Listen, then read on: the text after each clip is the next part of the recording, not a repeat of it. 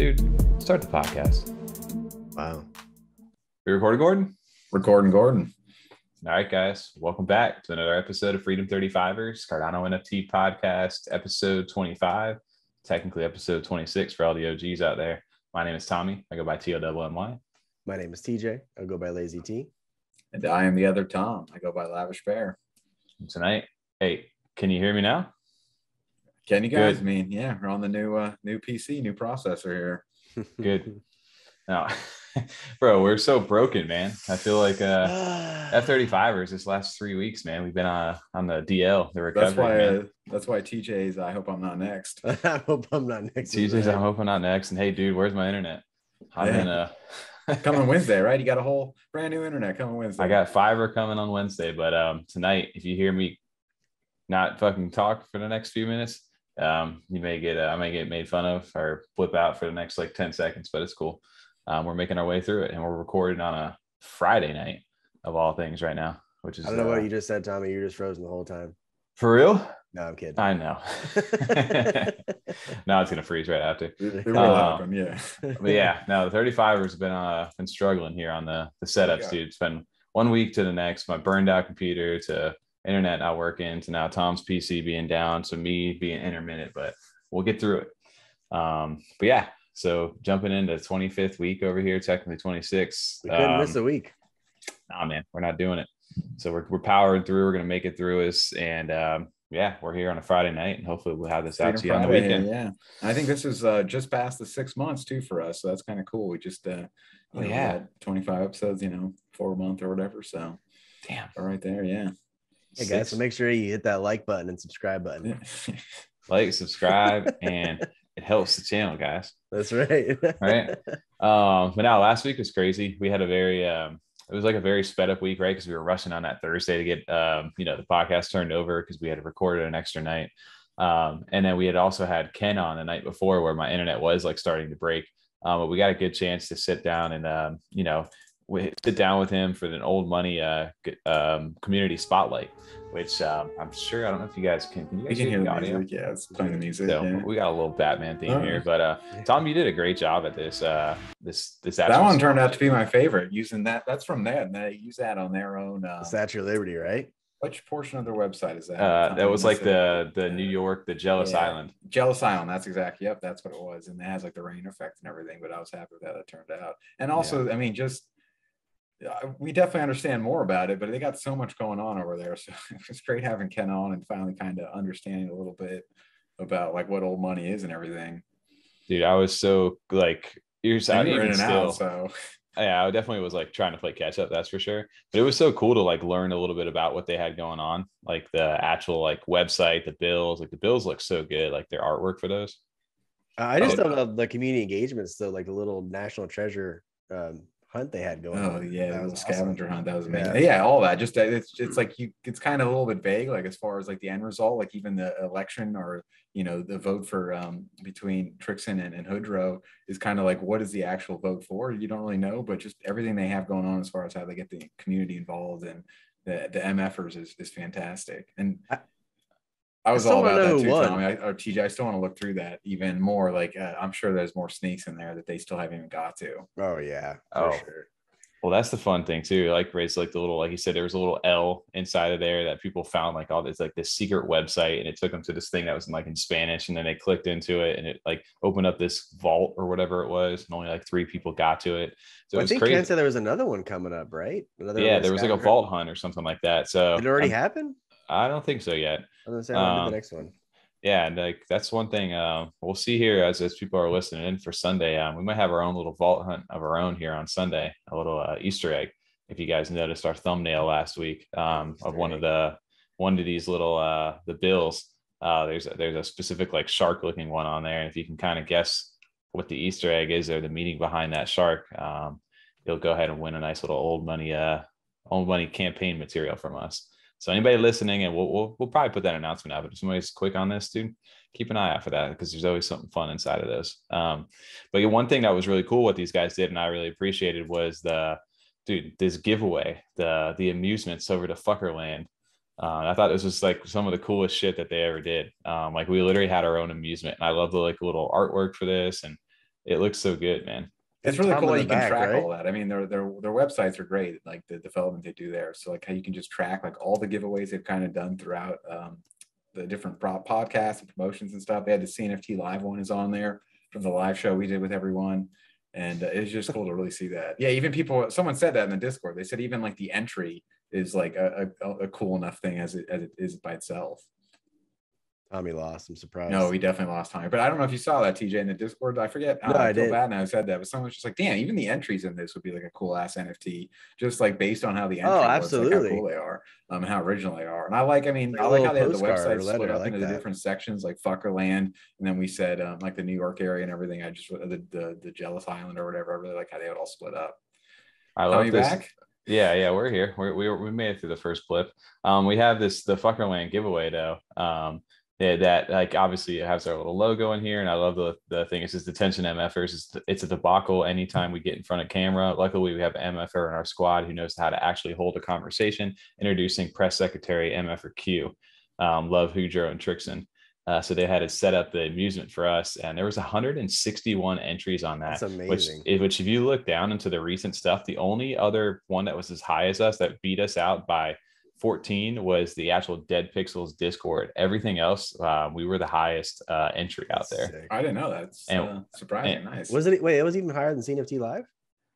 CNFT Live only got like CNFT Live. We didn't know what was going on. That was the problem with that. When it came out. Yeah, but some random motherfucker won that one too. So I see who won ours then. The MFer, what was it? Nasty. Oh, there is some nasty N8 and 6. Okay, that's dope. I didn't know he won that. So congrats to that. It was saying random, right? That's when we were looking before. Yeah, he must have verified in the he must have verified in the server though. So yeah, all right, so he's not a motherfucker anymore. He's an MFer now. I'm still a motherfucker though, unfortunately. Yeah, that's what I was saying. Well, even this Sunday, we lost Tommy, I think. But even this Sunday, the campaign material that we're having for this giveaway, which is podcast you're listening to right now, should be out before the giveaway on Sunday. I'm hoping, but that campaign material will also let you verify to some degree. I know that's how Tommy got verified in there, so that he's not a motherfucker. But I know TJ, we need to get in on that. I know. You guys are some motherfuckers, dude. Yeah, exactly. So some motherfucker, dude. So yeah, he must have verified though, because before we were looking, we kept saying like, who the hell won this? It just said a random dude, MFer Nasty N8Z, bro. Congrats. Nice, there we go. All right, yeah. Congrats to that MFer, dude. I'm not sure, is that his Discord name? Because I was gonna say if you're come over to Discord, show it off in our showroom. He may found it some way. Flex on us. We don't have one. So that's dope. Yeah, I'd love to see the bill and stuff too. Yeah, show us the full picture. That'd be sweet. I love these bills, man. These things are it's such a cool concept, their whole website and everything that they're doing. So it's a fun place to be over there too. They're super supportive. And then shout out to Anderson Cooper, Ken Adams, as we know him from back in the day. Congrats to him too, dude. He actually just went full time in the Cardano too, quit his actual job. So awesome to him, man. He's good for him. Very cool. Another step closer. That's what we're looking for. That step towards Freedom 35. So I know he was I think he had just talked about doing that, TJ, when he was on with us. I think it had just happened or something. Yeah, awesome dude for us. Yeah, I think he did stick up the way, bro. We lost you there for a good couple seconds, Tommy. So okay. But no, I was saying, I think Ken Adams, he had just kind of like announced that when he sat down with us, like to us, like he was like, I think, that had just happened. And then I saw, he said something, I think on Twitter recently, because I saw you had tweeted him too. You guys, I got the notification for both your guys' tweets, telling me about him going full-time ADA, full-time Cardano, and full-time press secretary, I guess. One day. I love the roles they got over there and stuff too. I just like that whole environment they're building. It's just it's a good time. It's a lot of humor and a lot of fun. It's so good, dude. The premature monument to paper currency, old money, and Hudro Wilson, the doodler in chief, and then you got Hudro Wilson's basically the dev out there. And just I love the campaign they have against each other. It's such a cool concept of what they're doing over there. Who you voting for? I don't know, dude. I can't say. I don't even know what I'm voting for, to be honest with you. So maybe we'll learn more as I get into there. Well, it's fun to see even in the comments on YouTube and stuff, just the different campaigns, different sides drawing drawing the same, people coming in just hey, pretty cool video, but vote Trixon. I always see vote Trixon over there. I see the other person's a liar, don't vote for them. I know. It's dope. Shout out to Old Money, man. That was a fun sit down. Fun community spotlight. Maybe we'll get a chance to sit down with Hudro or Trixon themselves one day. But thank you guys for that giveaway too. That was dope. dope setup right there. Maybe we can host a debate for them, you know? Now we're the Freedom 35ers debate. The debate with them, Hydro and Triction, that'd be sweet. It'll just be full of fuckery, dude. But shout out to that. So big thing going. Big thing going on. He's gone. Good thing going on. We're talking about Tommy. Into the Tommy, I wonder if anyone. You gotta pay your bills, bro. Like, this is getting a little ridiculous. Like, he's bumming it off his neighbor's internet right now. Tommy, you on hotspot internet right now? I think I'm back, dude. I'm not back now. So wait, what was the big thing going on? Oh, Clay Nation. Is that Clay Nation, guys? That was a nice surprise. Yeah. No, the Snoop Dogg. Is this a new project? Yeah. No. What? You guys didn't hear about this yet? No, I didn't hear it. I mean, first time. No, these guys, obviously they've been taking the Cardano like scene by storm with their land sale, the Bake Nation, the Sonic Village, and the Underworld this past week. And it was a whitelist. There's also a lottery system for the Bake Nation, which we talked about. And we had, it ended up being, I think, 36 hours to be able to mint these when everything was said and done, just because of the congestion on the blockchain. And it went really well. I thought. I was out of town this past weekend and was able to mint from the phone. Whitelist got in. Went really well, he said. You're this guy? Yeah, I mean, what do you end up with? Like 53 large plots and like 17 mediums. Went really well. Really, It did go really well. I think they threw in an OG Clay with one of his, like on accident. One of his choice. It did, though. It out. It was fucking fantastic. So I was out this weekend too, and I didn't even mint till Monday. Like I just waited till Monday. I got back and was like, oh, cool. I'll send it in. 40 minutes later, 30 minutes later, something like that. It was right away. It wasn't even an hour. It was super. And sitting in my wallet. And I was like, oh, nice. There we go. And at first, I had misunderstood. I still thought for the Underworlds that you had to win somewhere in the raffle to get like allocated one. I just didn't think there was enough for everyone. I didn't realize it was a direct 101. I just had missed that somewhere. So when I didn't get anything, when I saw like in my little when I had entered one of my wallets in for the raffles to get in on the Bake Nation, I saw I didn't get anything.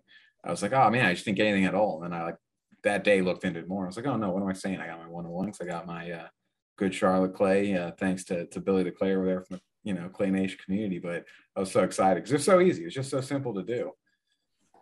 It had all the time in the world. There was no it wasn't any issue with the reservations getting taken up. Because I know some other people have done that where you have a whitelist spot and then something goes wrong during the mint, which is just unfortunate. And for some reason, they all end up getting minted. And people that thought they had 24 hours now don't get anything. But no problems like that at all. It's all through the website. So you knew like the address was official and legit and good to go. Send it in, get it back right away. Oh, it turned out really well. I know today, obviously, they went ahead and had some leftover spots for Clay Nation too, based off those raffles. So the way it kind of like had worked, like we were talking, or you guys were probably talking about as well, was this is a one-to-one for Clay Nation and for the Sonic Village and the Underworld, right? And then afterwards, it was pretty much open to the public. You just had to register your wallet, and like priority went to some of the Clay holders. So I think I got 2 of them on the Bake Nation had dropped, and then my random wallet ended up getting 1. So I had 3 of them total.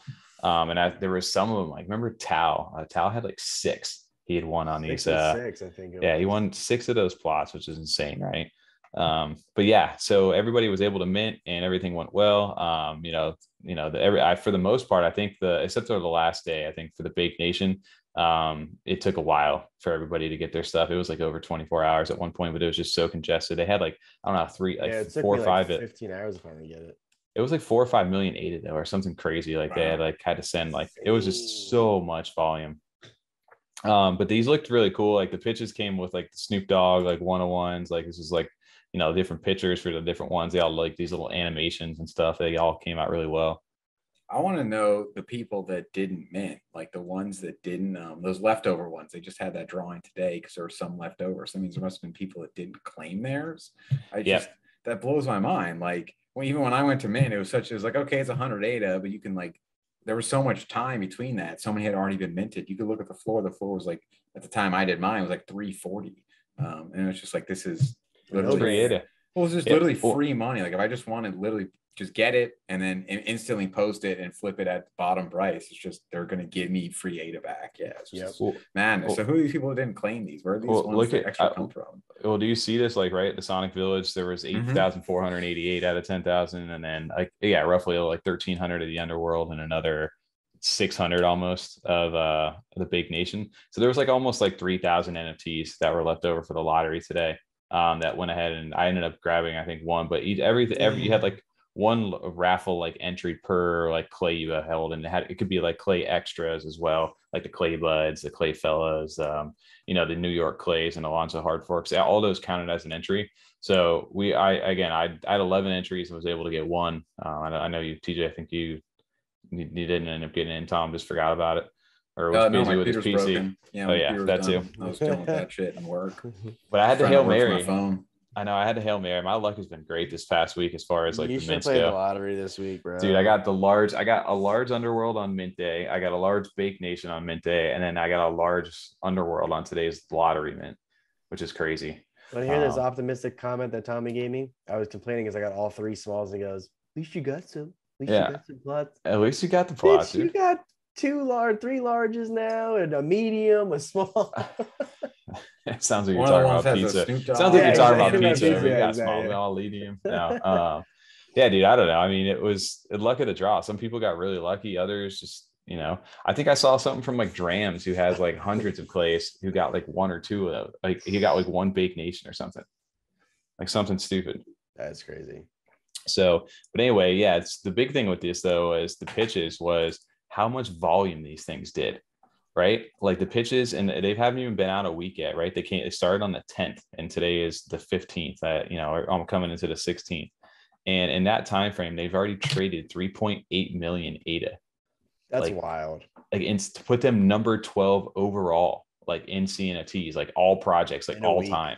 In a week, they're number 12 already in volume. Actually, it's not even technically a week yet, right? Because it's 5 days. Yeah, 5 days.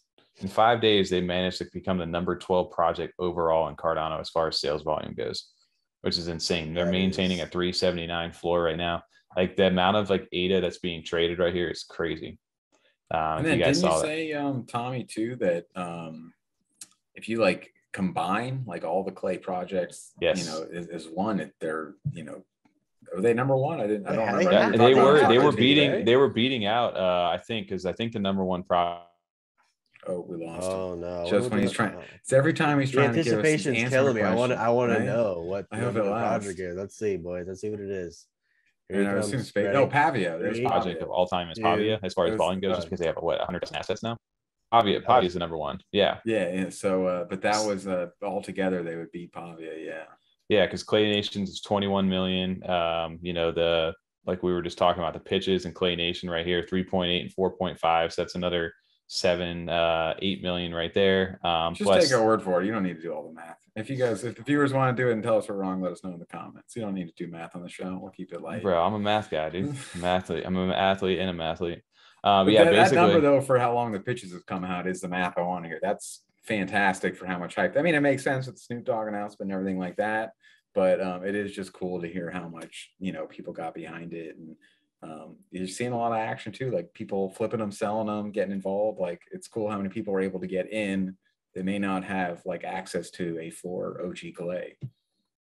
Well, that's even we were kind of concerned a little bit too, like after this had sold, like what the price of clays would do too. And they're still at a 27.77 floor, which is crazy. I saw some people in the chat, like I think they even made an announcement about it. They were a little upset with like because the map wasn't going to be released once the pitches came out, and they were upset because they couldn't sell it for a different price, and they kind of made an announcement like, I'm sorry, like that's how you feel in a sense, but that's not really what we're about. We don't know. And I'm paraphrasing here, like they basically don't. That's not what they're selling. That's not what they're minting for. That's how they're selling their pitches. It's not for you guys to go ahead and flip. It's for you guys to be in their clavers. It's not about you flipping their project in a sense. So that's not. Clay said that, you mean? You're right. Yeah. Good. Oh, boo-hoo. You guys didn't get more free money. Like they're already like, look at the floor for me. They did so fantastic. You know, exactly. They're like, we're going to have our map come out when we want it to come out. When we're developing our thing to make sure everything's finalized and works. And let's get all these out first. They still had some left over today. They weren't even all sold yet. Like, let's just make sure they're all sold first. Like, they're already doing so great. Like, I mean, how can you really be upset? I'm waiting. Like, I'll see where my spot is. I could definitely see being tempted if it's a really, you know, great location. I could see selling it and then buying back in for a shittier location and keeping some of the profit for myself to buy out into other stuff. But come on, like, I mean, how could you be upset with that? They're doing so I know. fantastic for your investment. The mint, everything was just so fair and great. I just enjoyed every minute of So it. easy. Yeah, It's so and it cool was- they got other people in with the Bake Nation too. Oh yeah, Dude, the Bake Nation was such a dope drop. Like I love the way it looked, and obviously the animations that came with it as well, which hold future value. It was cool to see like the three. It was like Champ, like, and Snoop throwing like the football. There was the doggy style one, which you had showed a little bit ago, and then there was just Snoop like transforming into the dog and then going back and forth with his music in the background. It was dope to see that. But even this like thing, you really went to the Mint website each time and just went there, and your address was right here, whatever it was, and you could send to it. And but it came back, I mean, fairly quickly as far as it wasn't congested. But even his website was super clean. Like it was so nice and like easy to like just navigate. It looks so good. Like I just commend them for what they did. They always say like put out good stuff, you know. I wonder no, what they it's use not a or fantastic to do this, or what. I don't know if it was like just within their team that created this website and minting process, because they did a really good job as far as like verifying the address to make sure you hold the specific clays that were required, and to see to make the lines up with the address. Of course, I wonder what they use for that. Well, the guy, I know their dev was up, like the guy Vladimir, I think it's like Shev or something like that. Vladimir, I know in there. He was up like, I don't know, they said something crazy, like over 24 hours, maybe 36 hours, something crazy, like straight, just like making sure transactions were going smooth. And dude, they crushed it, man. Like shout out to that team. For everything they did. It's always quantity, but the big thing, like the takeaway from this, is the large plots, right? Like they seem to be, or they're being confirmed that they're like an estate kind of comparable like to like a Pavia or something, like a 3x3, where the what? So the 3x3 is for large, and the 2x2s are for medium, and the 1-for-1s are. We'll see. Yeah, because I wonder if that'll be the size. The mediums are like a 2x2, and then obviously the I just said that, Tommy. Were you not listening? Yeah, you were in the Matrix for a second, Tommy. But I'm curious if that's the sizes they'll go with too. I know we saw another metaverse project. Was it last week we were looking at, where their like estate size was 2x2?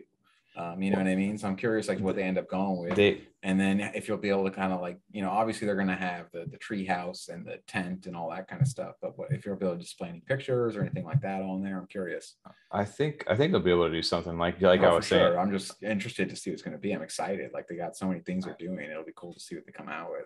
And I think Glenna mentioned it. I think it's going to be comparable, like a Pavia estate, like a 3x3 for the largest, is what she was saying.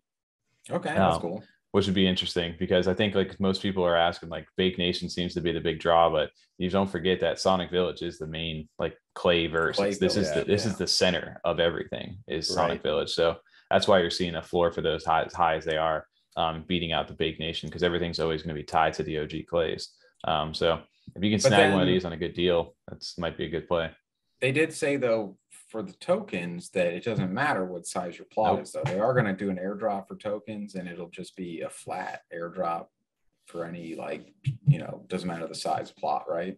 Pitch. Yeah, it doesn't matter what size it is. They're still going to get the same amount of clay as the airdrop. That because it was a random rarity, right? I got airdropped, so that would be unfair. I really appreciate that. I really love that. Me being the small owner, I really appreciate that. Yeah, well, it's nice that way people don't always sell, because I don't know what the clay is going to be worth, but it's probably, you know, like it's going to be decent. It's going to be worth something decent if these things are what they are already, you know? Right. So I don't know. I appreciate what they do. They always think things out well. So I'm not really too worried about that. But big, huge mint inside the community, and then crazy volume for what they were doing. And again, shout out to Clays. They always do things right. It's always fun when they get a chance to mint. Just big for Cardano too, I think. Like with having Snoop Dogg involved, and the people that may have gotten involved just based on Snoop Dogg or the hype of that, like from Ethereum or from other cryptos. It feels like it's exciting inside the community. We missed you for like 5 seconds there, Tommy. It's okay. But I was saying it's just big for crypto in general, though. Like you just the amount of eyes that we had on, I'm not crypto, I'm sorry, Cardano. The amount of eyes we had on it with Snoop Dogg's involvement, and the people that may have got in, like just seeing Snoop Dogg's name or the hype and just trying to flip and things like that may have not have been in Cardano or don't really get into projects as often. It has to work. When you get all those new people in there, like you just got to have a website that works. You can't have stuff crashing. The mints have to work, and everything worked great. So like, it's just good for our, you know, our community in general, like having things come out and work that well with the big name involved. Yeah, it makes that like new like age of people, even though like obviously people are a little frustrated sometimes with the wait time. Like it's like, dude, other than that, everything else was, Oh, I was just not crushing. even worried about it at all. Like I knew I was eventually getting one. I was not stressing about that at all. We weren't, because we know the space. Like others, obviously, they're of still. course. But I think that's just will be solved with the scalability issue of Cardano as it continues to grow. So, like we say, sometimes we're early over here, so we'll see how eventually that's going to get better. But I'm not too worried about it. Clays are always pristine for what they do. So shout out to them. Shout out to those large plots, dude. We'll see what happens when the map reveal actually happens. Maybe the smallest you got, TJ, are some like right by like the beach or something crazy, or the lava. Who knows for the Underworld? I'm by like the bathrooms and stuff. The trash can or something, probably. I don't know. I'm not in a good spot at all. I don't get your luck. Your large is probably the stadium, Tommy's plot. Oh, it's frozen. Yeah, I know he's frozen. You guys gonna hear that throughout the episode a lot. It's like, yeah, dude, he's frozen. It's fine.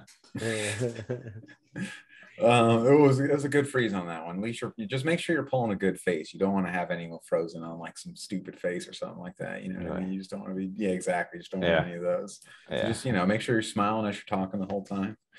We'll be that. Like a cheerleader, like at your cheerleading competition. Yeah, exactly. Smile through the pain of the shitty internet. Well, anyway, we're moving into other mints over here that obviously we're a huge fan of, is none other than Yummi Universe. And we finally have the answer to when drop. Over here, we have April 19th is the sale of the Spring Narus. We get to burn the spoops. Shout out to TJ right here. Look at that, rocking the swag. Got the shirt in. Bro, finally, right? I'm jealous. I need to get the actual t-shirt. Does it say Yummy on the back of that too? It does. Yeah. Yummy. Damn, you gotta hit that model pose, dude. A little turn away. Like you did? Yeah. Just hit him on the back. Now shout out to Yummi Universe over here.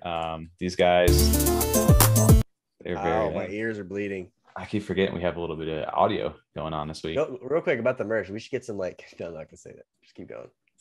I don't know what TJ's trying to pull over here. We get some assless chaps or something for that 35 I was logo. gonna say something funny, but I wouldn't wear these. It's definitely be a female sweatpants and just say Yummy across the butt area. I'd wear those. Like juicy. Yeah, like I said, like the juicy pants you used to see back in the day. Oh, it's so dumb. But yeah. No, you got the Yummi Universe, obviously, guys. They hate us right now. Talking about the juicy. I love the little tease at the end of this, but we finally get a chance to see the Narus and the spring ones, and they look awesome. Every time I see these, they get better and better, obviously, each season. But this is get the rare one. Dude, the 101s. They tease them right here at like the very end. Like if you can kind of see like the white. Oh. No, you can't. Oh, no, that's not my internet this time. Look at can you guys see this? Barely. God, we're gonna have to play around with the podcast. Come on, Gordon, let's go. Gordon's terrible at recording. Is this the first tonight. episode? Why is the sound coming in? And why is it coming in so loud? It does come at you so aggressive. My mouse clicker is not used to clicking like this. Oh, I see. Okay, the ones where you can't really see them. You can't really see them. I don't know if they're going to be like a white, like gray shade like that. Probably not. I think I need glasses. Is this blurry for you guys? Yeah, that looks like a samurai. I want the go. Oh, it does look like a samurai. I want the little reptar one. I don't know what this one is. How the hell did you catch this? It looks like a Jason mask. I don't know, bro. What do you mean? They're giving me teasers. I know they're yummy. They're going to give me something good here. Yeah, but like that's quick. So, but yeah, dude. So April 19th is the sale of the swoopies. You have the snapshot ends at April 18th, day before at 1600 UTC. That means you're going to go ahead. It's the 1-to-1 mint. Like the community voted for this, right? Like they put it up like the Yummi DAO now. Like they had the option to make it just a 10K Naru to buy in, or you had the option to basically do what they did last time. It was a 1-to-1 mint. So if I own 5 of the 10Ks, I can only burn up to 5 spoopies. So that was interesting how it went that way. I'm surprised. I was surprised. Team Rocket over there beat out Team Fire in the vote. You would just think that you would want, like, especially like if you had more seasonal Narus, you would want to just swap those out and not be not forced, but swayed into getting more the original 10K just so you can burn your seasonal ones. Well, I think the original like OG holders were like, they thought that would ruin the integrity of the value of the OGs. by like everybody just dumping the, you know, the I floor get it. ones. It could affect the floor price. Like, yeah, people I could won't see need to buy that. into those if they want to buy more. So they didn't want to do that. So they voted to keep it, and they called it Team Rocket. It was just funny because like the Yummi team was all Team Fire, the opposite, to like, you know, just bring people in. Because I think what it wanted to do was mint more or burn more of the spoopies to get a more even distribution for the springs. So I think these are going to continue to be pretty rare as well. So it's just a 1-to-1 mint. Just to clarify too, like they did a poll on Discord and you voted with either the fire emoji or the rocket emoji, right? Yes. Yeah, you keep calling them Team Rocket. Like I'm thinking it's Pokemon. I'm thinking of like, Pokemon. You know, they like blast off again with Meowth and shit. I'm thinking the same thing. Yeah, it's like some faction Jesse, in the Discord James. that's out here trying to steal all the Yummies or something. Yeah, they're the guys that voted with the rocket emoji. I was thinking the same thing, Tom. I just kept saying it, waiting for you guys to question it. Yeah, it was Team Rocket is what it was, but it was just a rocket emoji versus the fire emoji, and it became Team Rocket versus Team Fire. That's hilarious. Team Rocket blast off again. But I'm basically, excited to see what they come out with these, just because, you know, the Halloween ones were phenomenal, and then the Christmas ones just like stepped it up even more with the rarity. So they did such a good job, man. Even the spring, like I said, they made this little graphic because there's so many questions in the Discord, like, how do I do this? What do I do? How does this happen? The only thing is, make sure you don't have a Yoroi wallet to do this, because you won't be able to do it, because you're gonna have to send your spoopy with ADA in order to do it. So you'll need to send multiple stuff, and Yoroi unfortunately doesn't do that. So you will need a Nami, a Flint, or unless you want to send Eternal. all your assets with Yoroi, that's the only way you can do it. Unless that's all you have in there, right? True, that's true, actually, right? I don't know how that would work, but basically they're going to give you, you know, you're going to hold however many OGs you hold. You're going to be able to send in that seasonal Naru you want to burn plus 40 ADA. And then that's going to burn the spoopy or winter now and give you the new spring. So if anybody's confused, look at the graph here on the screen, but basically you need a 10K Naru and a seasonal Naru plus 40 ADA to burn one. One of the new spring spoopies. No, you burn one of your old spoopies. I mean, yeah, to get mint one of the one springs. So basically, however many 10K Narus you have is the only ones is the amount you can only burn. That's if you have those amount of spoopies. Let's say you have 5 original. And then the snapshot. I mean, we're recording this on Friday, but the mint is on Monday. And is that correct? Mint's on Monday. Today no, it's on the 15th. It's on April 19th. 19th. Tuesday. Yeah, Tuesday the 19th at 1600 Monday is UTC. the snapshot. So you have to have them in your wallet by the time of the snapshot on Monday then. Yep. Any information you guys are getting from this podcast today is probably incorrect information. Still, it's still what we're saying. Just you know, we're reading off the screen, guys. TJ told me that the mint's in May. So yes, May mint. Yeah, right in the middle of spring. He said it's a May mint. We're good to go. Perfect. But either way, this is going to be open 48 hours, so no need to rush when this does happen. So you got some time. So April 19th, 1600 UTC, 48 hours to be able to do this burn and mint, get your new seasonals. Shout out to Yummi, dude. I love the method that they have. It's always fun. Again, this, if anybody is you know, not wanting to listen to the information that we're spitting across the screen, you got a great little infographic right here. If you're watching this on the podcast, just make sure you don't use Yoroi. Yoroi is like the little bastard wallet now. You know, it's a Jon Snow of the wallets right now. He's the night. What is it? What the hell is he called? The Night's Watch. Night's Watch, yeah. He's the Night's Watch these days. But yeah, so basically, yeah, like Tommy were saying here, this is basically a way better version of what we just said. I remember the first time we did this clip. Remember TJ, Tom? You put the little math things. I'm sharp with it now. I know it now. Real good. Like Tom, the first time it was confusing. Oh, mad confusing too. And then you explained it all, and TJ, you're like, "Oh, I get it." And then you like explain the opposite, and we're just like, "No, it's not at all." But it was just that way he explained the second time, and you're just like, "Oh, all right, I got it now." You can see it, like you're like, "Oh no, that makes sense. It's just the opposite." All right, but it was like a little confusing at first. That was the first time I had done something like that.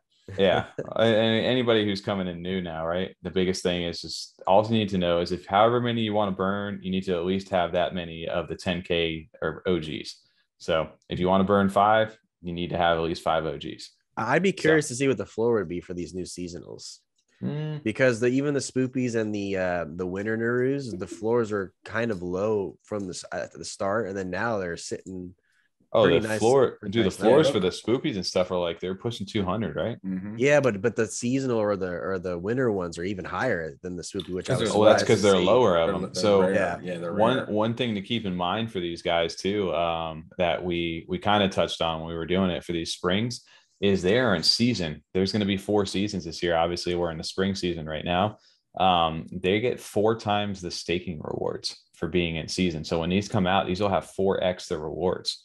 So these are I gonna didn't be realize that. That's sick. So each Mhm. season, so that's why that's why it entices you to have each season of a Naru. Yep. Oh, Yeah. I like that. That's what we were saying. So there's some of the like the rarer ones that you get, you get the boost for rare attributes too. Like if you have an in season with rare attributes, I'm curious to see some of those if they'll have more, Yummy than maybe some of the lower end 10Ks even, just because of that in season boost. It'd be cool. There's some crazy things that would happen with the map and stuff. You can get some really good returns on some. That's why I love this process, because it's all up to the community too to do what they want to do with it. So I'm going to be burning. I think I only have 5 of the OGs with 25 of the seasonals. So that's it? I went the opposite way on that. So I think obviously I'm going to burn my 5 and we'll go from there. But yeah. You already got the ones picked out. Oh, we lost him. I'm gonna ask him when he comes back in time. If how many spoopies he has and how many like winners he has. I think he only bought a bunch of spoopies. The staking awards are a huge thing too, because there was a crazy sale happened last night for this. I bought way more spoopies than I needed to. Yeah, you have more spoopies than the winners, right? Because how many spoopies do you have to winners? I have 18 spoopies to 7 winners. Okay. So I'm gonna burn out the spoopies for my 5 just to knock those out. You already pulled the sacrifices? I think that's what most people are gonna do is burn the spoopies because the floor is lower. So that's gonna make the value for spoopies go up. And that's gonna start to even out that balance there, right? Yeah, I like that. That's sick. You'd hope by the end that there'd be like 2,500 of each or whatever, depending on how many seasons they're gonna do or whatever. Yeah, they're gonna do 4, I think is what they said. So so it'd be cool to see how it evens out eventually. But the staking awards are obviously a huge thing with the spring going to be in season with a 4x. Obviously, people are going to be looking for certain things. But I wanted to mention this sale that happened last night. The same guy bought this within like a period of like 4 minutes. Oh, that was Aaron. It wasn't. No, I'm just kidding. Dude, this guy spent almost 25,000 ADA on these Narus, the Angel Wings, all these different ones because these things make great staking, like Yummi coin for that, which is an insane amount of money. Somebody knows something, right? But the big thing with that is there's now CNFT Jungle. Remember this website over here? Mm-hmm. They added one of the coolest features for Yummi as we were getting to do this is you can actually now sort by the staking rewards. So you can combine Yummi's website that displays that for you, and you're able to actually search by how much Yummi they're actually going to net you based on the estimates. So people have been sniping, like really sniping hard with this website now. And that's why you see that guy over here doing that. So obviously all these ones that are making you ridiculous amount of Yummi are pretty high. Yeah, that is pretty crazy how it's changing the market up some for these. Like it's still, we talked to the dev team. They did mention how it's still pretty closely tied to the rarity, obviously, because the rarer the attributes, the more actual token you get for the staking rewards. But it is kind of cool seeing how it's changing up the market a little bit and just also making people a little more eager, I think, to buy some of the rare ones. Well, this rank spend on. This rank 380 is getting less Yummi than the rank 894. Yeah, because it's depending on like one attribute could just push it much up. That's just and then crazy. Also just seeing like it's a new ranking system. Normally, when you're going to buy a higher ranked NFT in some projects, depending on what the utility is, like, or at least before, even with Yummi as an example, like before, if you're going to buy one of the higher ranked ones, you're kind of buying it just based on I believe in the project, and just this one may increase in value if I'm like trying to just flip it, invest, even if it takes so many months. But your return is just going to be from flipping it. But now people, there's more return they can get. They're going to get that Yummi token directly back. So they're a little more eager to buy some rare ones because it's not just sitting on it and waiting for the project as a whole to go up. They're going to collect that money in between as it goes. Oh yeah, it's changing up the whole market. It gives it back to like the holders, like to do what they want with that coin. They're directly funding the ecosystem by staking this stuff to earn that Yummi to be able to buy the booster packs and support the game. So the value is basically decided by the community of what Yummi actually is worth, right? So I think that's one of the coolest packs. I know I'm super stoked for this, but I just wanted to shout out CNFT Jungle for being able to implement the staking rewards into like, the actual website. So that has made people a lot easier for them to kind of realize like, oh, wow, I actually should be grabbing this instead of this. So this is a great resource for anybody looking to buy Yummi right now, to jump into this. Yeah, I like that. Anytime you get it all in one place like that, you don't have to like switch back and forth between like 7 tabs doing the math yourself and like trying to pay attention. It's so much easier. I like how it's these websites like CNFT Tools, Jungle, and even NFT Jam all have something different to offer.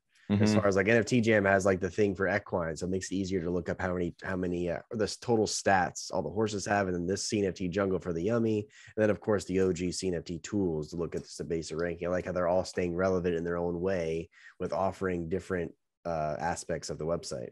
Right.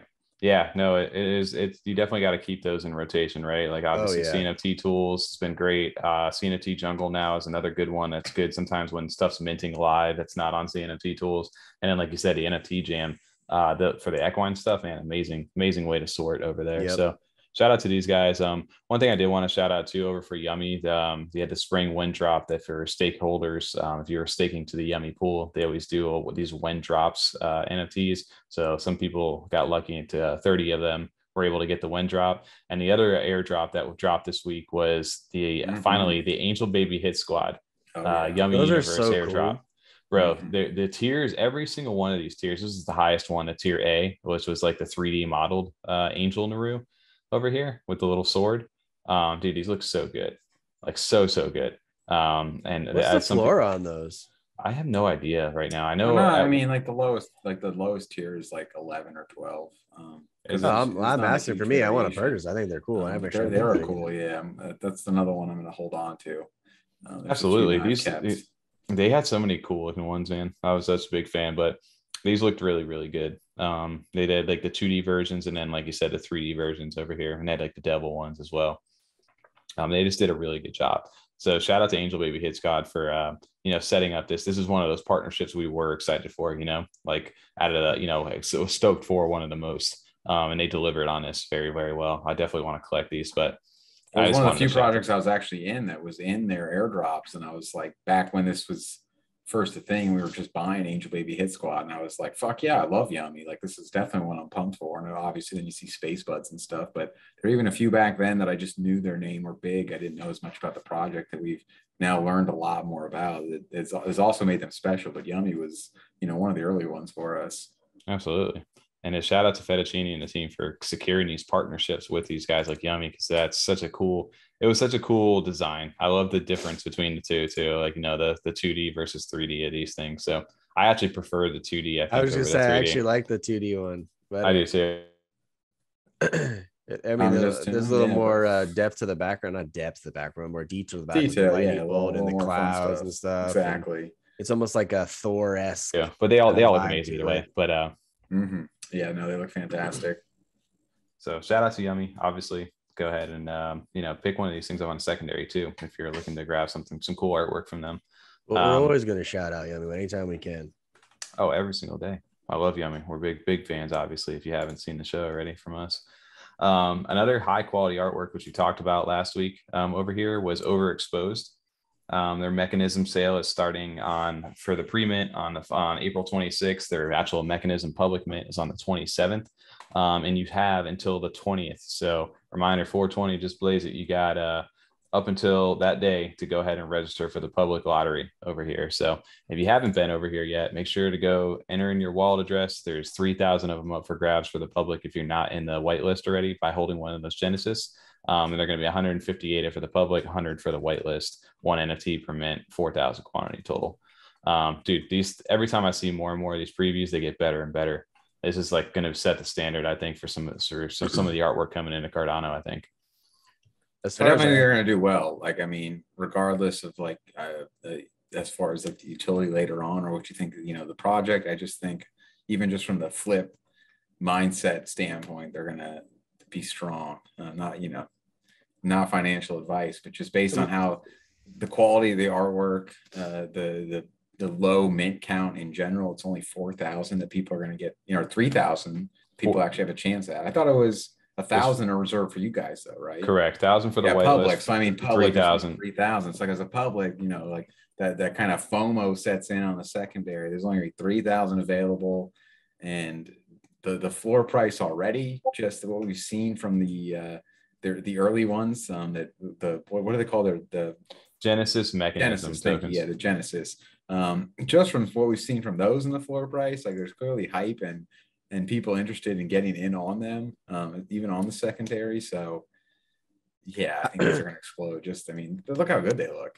If I get in the raffle, like it's gonna be one of those decisions for me. Like I actually really do like the art of this, but I also like, man, I kind of want to flip it though too. I'm gonna be straight up and honest about it. Like I really like the artwork, I really do, but I know it could make a ton of ADA. Not financial advice. I was gonna say, I think it's gonna be one of those, like it's gonna be you're gonna be a nice return on that. Yeah, it's gonna be like a tough decision because I think it's gonna be a strong flip on it pretty quickly. Yeah, that's why you gotta get with the low mint, especially like with how many people are gonna want to get in on it. That's why I registered for the public. I got the thing, so that way hopefully I get two, and we can do the zippy flippy. All right, Tommy. All right. No one wants to hear it. How's it going over at Bragging Camp? Whatever, dude. But no, I hope. I really do hope. You guys end up getting into this because this is a great project. If not, I'm taking your public address. It's your fucking whitelist you already have. We're Tom and I are flipping a coin for your public one. Hey, I'll say that. The damn raffle too. Dude, yeah, these are, like I said, I haven't seen any quality, like the way the details are in these things, like definitely like a game, like out of this league, or out of the league of a lot of different things we've seen so far. And this, have you guys ever seen Mars Attack? Oh yeah, yes, sure. That reminds me of that, right? The brain helmet, yeah. But no, and especially if you go on their Discord and see like full quality, like once on Discord, and just see like the full zoom in when you can like really mess around with it and open it like in your browser, they look ridiculous. Some of them look so good. But even the website, like you can kind of like see some of these things like when you're popping them up. But yeah, I can't imagine these things like don't do well. Again, not financial advice, but I can't imagine that they don't. It's one I'm excited for personally. It's my own advice to myself. That's one I'm looking at. Oh wow, dude, the quality looks so good, man. But shout out to the team over there. Like this one looks wild. We were talking about it, I think, last time too. But yeah, 20th, you have 5 more days, technically 4 once the podcast airs, to go ahead and register. Don't say we didn't tell you so. See that one you clicked on that we really like a lot with all like the like Spider-Man, SpongeBob and stuff. I'm like, I want to keep that, but I know you could get a nice return on that. Yeah, that's so the catch-22 of NFTs, right? Oh, it's such a good one. It is. It's where you put it depends what you want. They're all good though. They're all good. Who am I kidding? Yeah, all these look sick. I'd be happy to get any of these, really. Yeah, I know. I know. I couldn't tell if we were frozen that time or not. You were frozen. Okay. You're just trying to see what we're doing, huh? All right. Yeah. I just see if we actually talk shit about you when you freeze. I really want to watch Mars Attacks now. That sounds fantastic. I saw a picture in my head when I saw that brain helmet. Right. Another thing that just happened this past weekend while we were away was the Equine AMA, the update over to them. They dropped like an hour-long kind of like thing with Faha and the team over there. And finally, one thing. That's your Discord, Tommy. I keep thinking it's my Discord making that noise, and it's driving me insane. Is it popping up? I thought I turned my notifications off. The first half of this podcast, I'm looking at the right screen. I'm like, how do I turn this off? I thought I had it turned off. Why is it turned on now? And it's yours. I just realized it's yours. I could have swore I turned the notifications off, but hey, we're doing this live, boys. It's all right. We'll dock your pay for this. It's fine. Next week we're going to be a little more consistent. But talking back to Equine over here. They went ahead and dropped like a nice, really big update on what. Well, you really want to talk about it that much? I don't think you just cutting out like that. Every time he's right in the middle of talking too. Every time. It just cucks you so hard, Tommy. Just comes in right when you're trying to like introduce a new topic. It's just like, I don't think so. But not only that, does it cut you out though, like it catches up for what you were saying. So it's really like it fast forwards what you were saying, and then it brings you into your live screen. Very strange. It's fine. Well, maybe this is just crazy how much news we've had though. This just like shows like how many of these big projects that we've talked about now for 25 weeks. Like these are the biggest ones. I feel like we end up talking about at least 2 of these every single week. But between Clay, Equine, Yummi, like it's just been nonstop huge announcements, and like they were just like stepping all over each other with some of these announcements. It's wild how many of these big projects have now had like they're kind of like second. We're kind of getting to that like second and 2.5 phase for a lot of these where they had their mint back in October, December. And now we're really getting to the next part and I feel like all these creators have their own little secret chat or like round table. We're like, all right, when are you guys dropping your announcement? Okay, I'm doing it now. Okay, I'll do a week after you, a few days after you. So, you know, keep it like consistent, keep it going, you know. That's what they need to do. They need to strategize this, bring in the most people possible. Get like, you know, so there's no like give a little breathing room sometime. Give my wallet a breathing room. Yeah, exactly. Yeah, exactly. That's the thing with being spread out with so many different projects, dude. You got to keep up with them all, and that's what we're trying to do. So if we don't cover everything inside the podcast, it's just, there's no way we would ever be able to do that. So we focus on the things, obviously, that we know where they're interested in or what's coming up or what's hot right now in the market. So Equine's obviously been one of those ones for us. One thing I really did appreciate is that, dude, they're going mobile. They plan to go mobile with this game, which is going to be huge. That is huge for that. I like that. With both a web app and a mobile app, they're partnering with Fire Art Studio over here. And then checking into this, I don't know if you guys got a chance to see this, but they're working with like actual professional architects to design the racing venues over here. Sick. Like this we saw some of these games where you see them and then you look at this and you're like, hey, that shit looks pretty legit. That is legit. It looks way more than just like the little polygonal, like just like horse games or like 2D things, you know. It looks really, really well done. So that gives me confidence in what they're trying to build.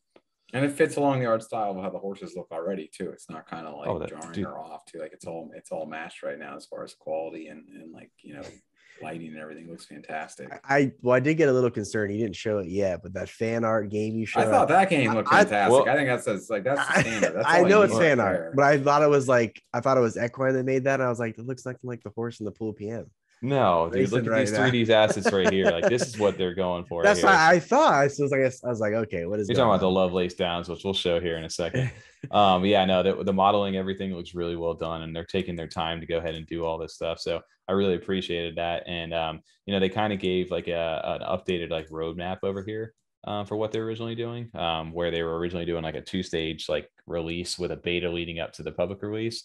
And they're rather going to do more of a phased kind of release and a gradual rollout instead, which is fine because it allows them to kind of build up the infrastructure and gives everybody kind of like a better experience for what they're trying to build. And then they've kind of released the updated roadmap going into it, where mainly next kind of big update is going to be the stables, which drop in the second half of Q3 of this year. And they're moving to a guild kind of system, which I know Cornucopius has done that, where everybody's starting to build up like these stables right now and starting to partner up. Like you got a horse here that complements, and you know there's a whole other trading aspect to that with the breeding. And then racing and breeding actually will go live in the second half of Q4 this year. So hopefully sometime maybe like November-ish, December-ish, somewhere in that time frame. Saddle up, boys. Let's do it. That's when we're going to get onto these horses, hopefully. So, and then the marketplace comes in the first quarter of 2023. So, updated roadmap for Equine. You know, everybody was thinking the floor price for these was going to shoot up and double and all this stuff, and we were kind of in that same boat, but not really too sure, right? And you know, they kind of hovered right around where they were at, which is fine. It just means there's still opportunities to get into this project. Well, I still feel like.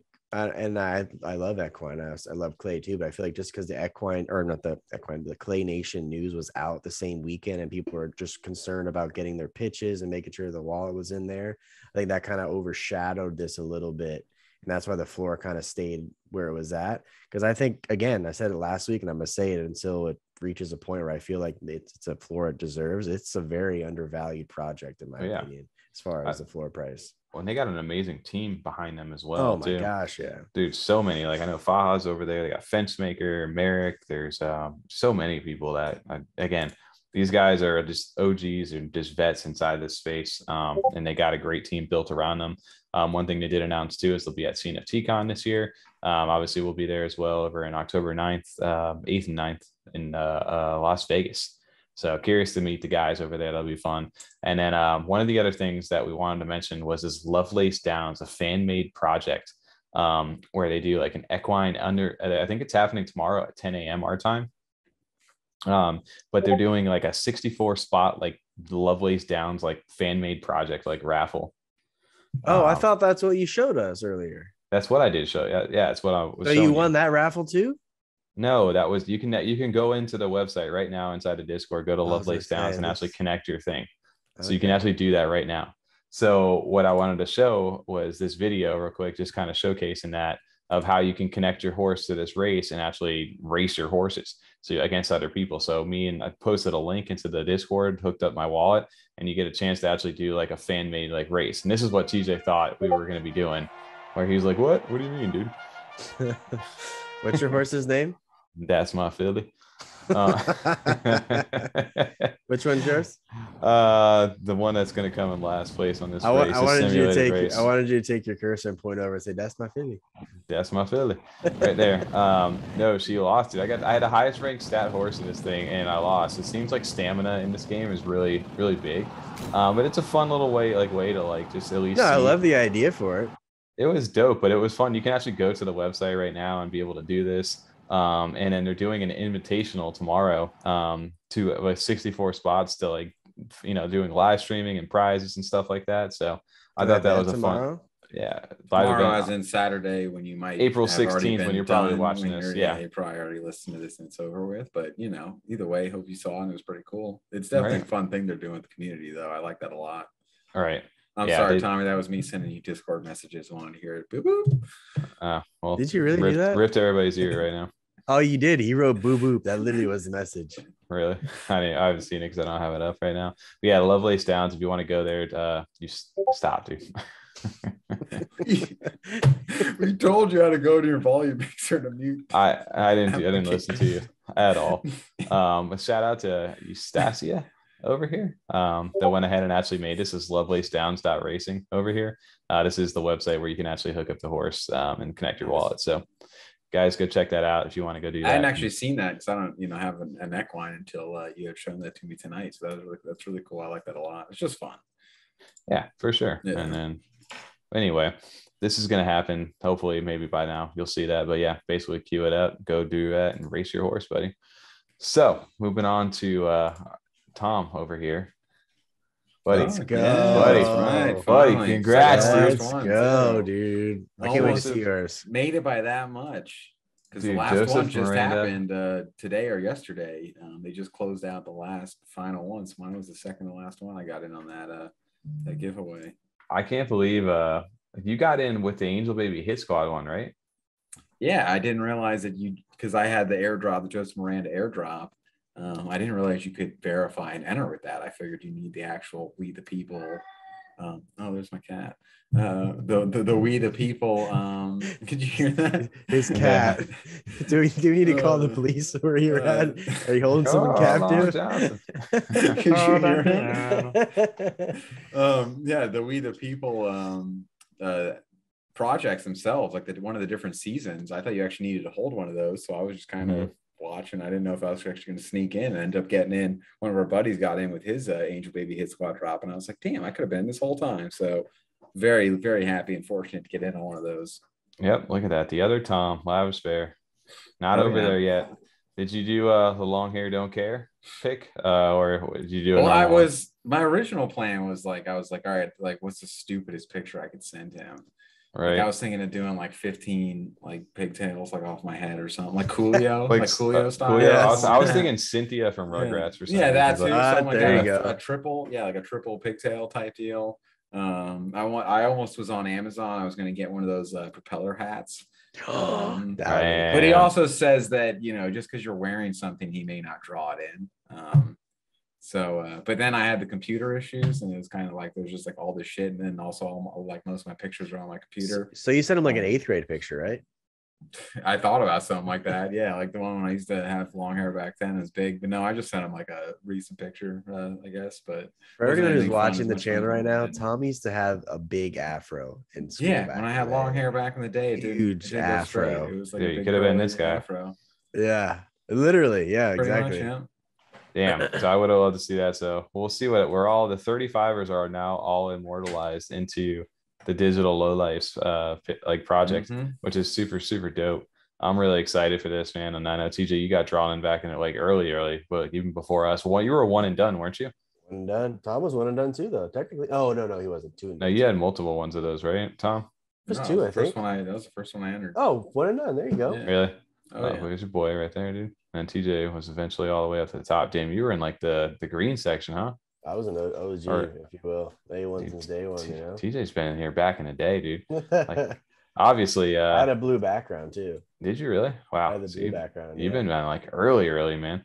I don't It's even such a remember. cool project, I though. I think just I like was the the idea with it, last where he's blue. like doing this part first, and then I mean, I know he just released the his light paper as well, but it's just cool that they're doing this, getting everyone in the community involved first, and then they're going to actually do the project mint, which will be really interesting when we start, like when we mint these, we don't get ourselves, like how it's like, are we able to trade? I'm going to find someone, and then we're going to have to get like 7-way trades, because the guy that has you may not have them. So you're gonna have to like trade with this person, then trade to that person, trade to that person, to get yours back. I'm doing what Thor said. I'm doing a right click save. I'm not gonna stress about it. I do want at least one of mine, but like I'm definitely doing a right click save on all of them. Oh, I mean, obviously, yeah. If I don't get my like attributes, like the main thing for this is now that we have our face in there, right? Like we're not guaranteed to get ourselves, but you'll have, I think, 5 different attributes that will be like tied to your base picture. So we have like 5 different chances. I don't know. I'm assuming a lot of people are probably gonna have like a trading channel set up for this as well, to be able to grab like themselves. But this is a super cool project, and we'll have to dive deeper into this on another thing. But they did drop the light paper, and they have a rep token over here as well.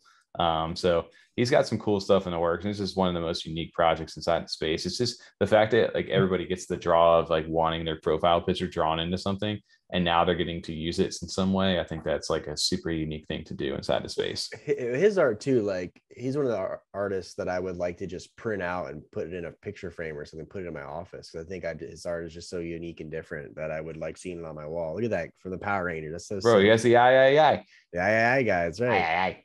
Yeah, I really want to like. So I'm curious to see what he does for the different attributes and stuff when they're going to be 5 different versions. I want like make me liquid metal, like I just drank a Capri Sun. You could have Gerald. Was it from Hey Arnold over there on this helmet? Oh damn, it is. What a snipe of that one, dude. I didn't even notice that until like I was just looking right here, and then boom, little sneak attack. I'm looking at everything now. I know, right? It's so cool. It's a cool website he's got going on, dude. Big shout out to Joseph Miranda, man. I know we still got to try to get him onto the show, man. It's been a while. But we're all immortalized into the Angel Baby Hit Squad, the Digital Lowlife over here. I mean, Tom's got in with that drop though, so shout out to him. Yeah, very excited for that. Very pleased. Congrats, man. That's awesome. I'm excited still because I still got the anticipation. I get to see what he does. Yeah. Well, I don't know where we kind of go. I need to dive deeper into the white paper itself. Where we're going on this? You think anyone's told him to do it again? Like he sent them their picture and he's like, I don't like it. Do it again. Yeah. Can you imagine like I would just show back. It's free. F off. Hey, you know what? Fuck off, buddy. Done. There's probably someone that did that though. They were picky about it. I can imagine. Yeah. I feel like Tommy would do that, right? Like, I like it. Can you just maybe throw some flame in my eyes? Like, and like some rabbit ears. And I want the glowing eyes. I want all kinds of shit, bro. Make me look dope. Tommy definitely had some wild requests. I can already tell. He's like, I sent him like 9,000 pictures, bro. Pick one. No, I sent him like, this is the one I like. And he's just, dude, first one and done. He dropped his iCloud file from his phone of all his portraits. All his selfies. You know. I'd Corey, they went and did a photo shoot. She's like, okay, Tommy, we've been doing this for 12 hours. One more. Come on, bro. No. Guys, so another big news update that just dropped, or benefit, I guess, of record on a Friday over here, is the Ape Society. This is one that I kind of jumped into as things were really, starting to take off over here. The class system, but they went ahead and actually announced a date for their cabin mint, which we had talked about. This is going to be their metaverse kind of play, where you're going to be able to actually like build your cabins, and then you can stake your apes inside the frames there. You can build the furniture and different things. They currently have, the society token that has been being claimed right now. So if you actually hold one of the apes in the wallet that you're at, you're able to go to drip drops and actually claim the society tokens now. So I've been through three of the epics so far. So I've been able to go ahead and actually claim my society tokens. So does anybody else call them epics or the epochs? Epoch, epic? I don't know, dude. I'm calling it an epic, but you can call it epoch, whatever you want to call it, man. But yeah, they were announcing that the cabin mint is happening April 26th for the nobles, which are like the high class, like apes inside the society. Then on the 27th of April, the actual holders of the rest of the apes will be able to mint. And then anything after that is going to the public on April 28th. So they're gonna have more details inside the Discord there, but just shout out to what they're doing over here. There's 10,000 of these cabins that are going on right now. 3 different set sales, like we were talking about. And this guy Kongzi had a really good thread that I appreciated. It kind of gave a little bit more insight into like the actual things itself. But with those 10,000 of them, there's 3 different sizes of these cabins that you're going to be able to mint, and you get a random like allocation. Same thing, kind of like all of the clays of like the different plot sizes, small, medium, large. Oh, okay. It's going to be the same kind of thing. So you can get possibly a large cabin, even if you're like a small holder over there, right? So maybe luck will be on my side again. You never know. Again, yeah, I'm sure. You never know. Yeah. What's your clay ranked again? 207. 207, yeah. 14. Did you just hit me with an Allah? I didn't. Dude, I thought he said Allah too. I didn't want to call him out on that. I probably should have called it out. It was seamless, just smooth right. I was just trying to smooth talk you. I was waiting to see if anybody called me back to it. That was fantastic. Yeah. But anyway, back to the college. That's cool though. I like how they're doing that. I think it's a pretty good. It sucks when you don't get the big ones, but it's fair enough to where it's random. Just RNG gods. Hope you get a good one. RNG gods, except for the noble. Unless you're a noble, it pays to be off because the nobles are guaranteed to receive a large cabin. So that's nice though, because you are getting benefited though for having those, the higher rank society ones. Makes sense, right? The rich get rich. Exactly. It makes sense, Rich stay rich, poor stay poor, Yeah. But basically the one thing is you're not getting a 1-to-1 ratio between the number of apes you hold versus the cabins you mint. So there is going to be a raffle where you get to have a bigger chain, the more stuff, kind of like clays again, a la clays, as we were just floating that earlier. You will be able to get a raffle, potentially to get more, even if you hold one. But the people who hold more obviously have a higher weight of getting kind of, the bigger allocation of that. So which is kind of cool. They're using Unreal Engine 4 for their metaverse or their cabins right now. And you'll be able to play, I guess, both on Mac and Windows is what they're saying. And then 2 more weeks from now, we're supposed to get more updates on the actual cabins themselves. But I guess, he was talking about strategies on how to spread out your wallets and things like that. The big thing though, at the end of this is if you hold your ape, this entire time and claim, your society tokens for all 10 of the epics over here, you get an airdrop of this diamond hands trophy that you get to use, which I don't know what that'll do for you other than maybe be really good flex. But you also get more of the society token on the last airdrop. So if you hold through all of them, you get a bigger allocation of this on the very last one. But according to this guy, I don't know if this is fully true or not, but if people are moving their ape around and don't stick around for all 10 of them for the airdrops, more society token gets added into that pot for the last one, so that you may get even more for the people who rewards the people who hold the entire 10 weeks or whatever it is. Okay. That's kind of cool. You think that's pretty accurate too? Because didn't they retweet this? They did retweet this, so you would think, so right? It's pretty on par, or someone at least corrected, that thread there. So makes sense. So that's pretty cool. I like how they're kind of spreading things out and even it for like the different values of the cloud. What's yours, Tom? You got like a chimney sweep or something? I got a craftsman. Over there, the Alfred Thomas. But yeah, dude, and the cool thing, like this guy was saying here, is in the short term, it seemed to be basically they're saying that the cabin application will be downloadable and live before any other project has something close to a metaverse up and running. So within the next couple of weeks, it's supposed to be open. Bold claims, yeah, that's exciting stuff. Yeah, so I'm curious what they do, man. And Chris, or Chronic and Chrissy must be going crazy, because that was the first time on the Daily Chronicle. That was the first time I'd heard really more details about the cabin. I just knew it was something that was on their whitelist. And when we did CNFT Live, they're both very into this project. They're heavily, invested and just very excited about it as well. So they know pretty much everything there is to know about it. That was kind of the first I really got more details on the cabin. I know they must be going crazy now hearing this news. Oh, I believe Chrissy, if I'm right, she has one of the kings in the family, the crown, which that's those things go for hundreds of thousands of ADA. So she's got something ridiculously crazy. That's hard for me to hold that, right? I'd probably would have sold it personally. But who knows, man? I don't know. Like you said, there's always so much more that we may not know when we're doing this kind of stuff, right? That's a nice little background music over there. I keep forgetting them. I thought you were trying to seduce us over here. Right? I'm trying to go to the little bar. It is freedom here. After dark on a Friday night. Yeah. Knock the music. Key the music back up, too, boys. We're just out here just vibing to some stuff. There you go. Thanks, Gordon. Get the little lofi beats in the background while TJ sips his nice little cup, just jamming out there. But no, dude, this is what, kind of the cabins are supposed to be looking like, right? So I'll be over there building your chairs while these nobles just sit there and play pool and sit at the bar, right? I'm curious how like that social aspect is gonna work inside this community of like when that like the roles really do get to play out a little bit more. It's like they treat like the craftsmen or like the lower tiers like the assholes. Yeah, but you guys get to make like the furniture and sell it and stuff like that. We got a whole world built into that. So I mean, if they can complete what they're actually like promising here, it's going to be pretty cool. Like the roles and stuff come into play. I agree. It's just. What if you're like a shitty craftsman? You know what I mean? Like you just like play jokes on them. Like, yeah, here's your chair. This chair keeps breaking. Like, it only has 3 legs instead of 4. Yeah. I fucking hate that guy over there. He makes the worst chairs. I would purposely wouldn't tighten the 4th one so they would fall every time they get exactly. It's like super wobbly or something. The tables always wobble back. Creaks. It's not level. Like when you go to a restaurant when it fucking tilts the whole time. Yeah, you get one of those tables. Exactly. Like a napkin folded up and put underneath the leg. All of what's your guy's name? That Thomas is building. Albert Thomas. Alfred Thomas is building these. He's gonna be known. Yeah. Oh, you're a butler. All your tables come with a complimentary matchbook to even out the table. I'm gonna slide one of those, like, you know, the little pieces of paper underneath the stools just to balance it. Or you're just like moving and bobbling. Yeah, dude. Well, I guess these cabins, like I said, that's a cool, thing for them to be able to mint here soon. So that's again coming up very, very soon here. What is the 26th? 26 is that? Yeah, it's following a week from this 2 Tuesdays from now. So that is coming up very quick. All this stuff is happening this month, like so fast. Like all these mints, you got overexposed. Now you got this coming up. You have the Yummi drop. You had the clays. Like there's just so many things going on.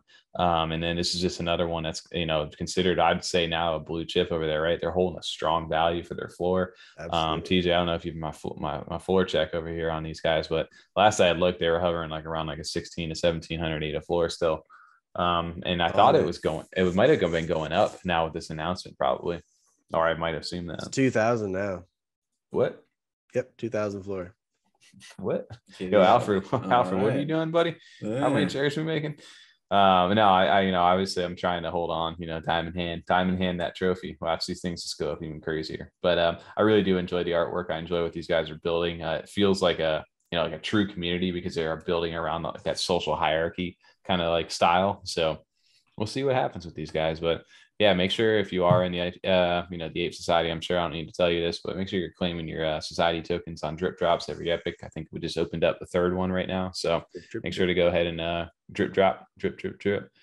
One of the things that these guys also have kind of been tweeting about, and something that just happened recently, we didn't get a chance to actually announce it, but now here we get a chance to showcase it, is Free Roam. Free Roam is live, guys. The new marketplace from the guys over with the Ghostchain community.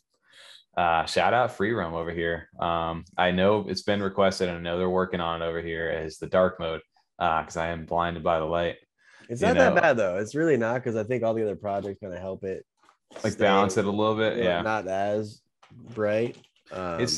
It's very clean is what they just had, like a UI update over there. I was talking to Slick a little bit, but they got all the featured projects, and Didn't you mean Alexander? Are they the same person? I don't know about all that. Like, yeah. That'd be the biggest mind fuck over there. Those guys are the same guy. I mean, you haven't seen them both in the same room, have we? Like Bruce Wayne and Batman? Yeah. TJ's got theories over there, dude. Alex Jones over here on the podcast. Right. It's just one thing about Free Roam, right? So they are launched there, in direct competitor now, like to, JPEG store. And, one thing that these guys, obviously, the holders of Ghostchains, obviously are hoping out for here is that this thing starts to take some of the market share away from this way, and kind of starts putting people over into this site, allows them to start using it and creating some volume this way. I know with them just launching, they're still working out some of the kinks. They're getting, if there's any little bugs or anything that's popping up, they're getting on top of them. There hasn't too many assets being sold on it yet.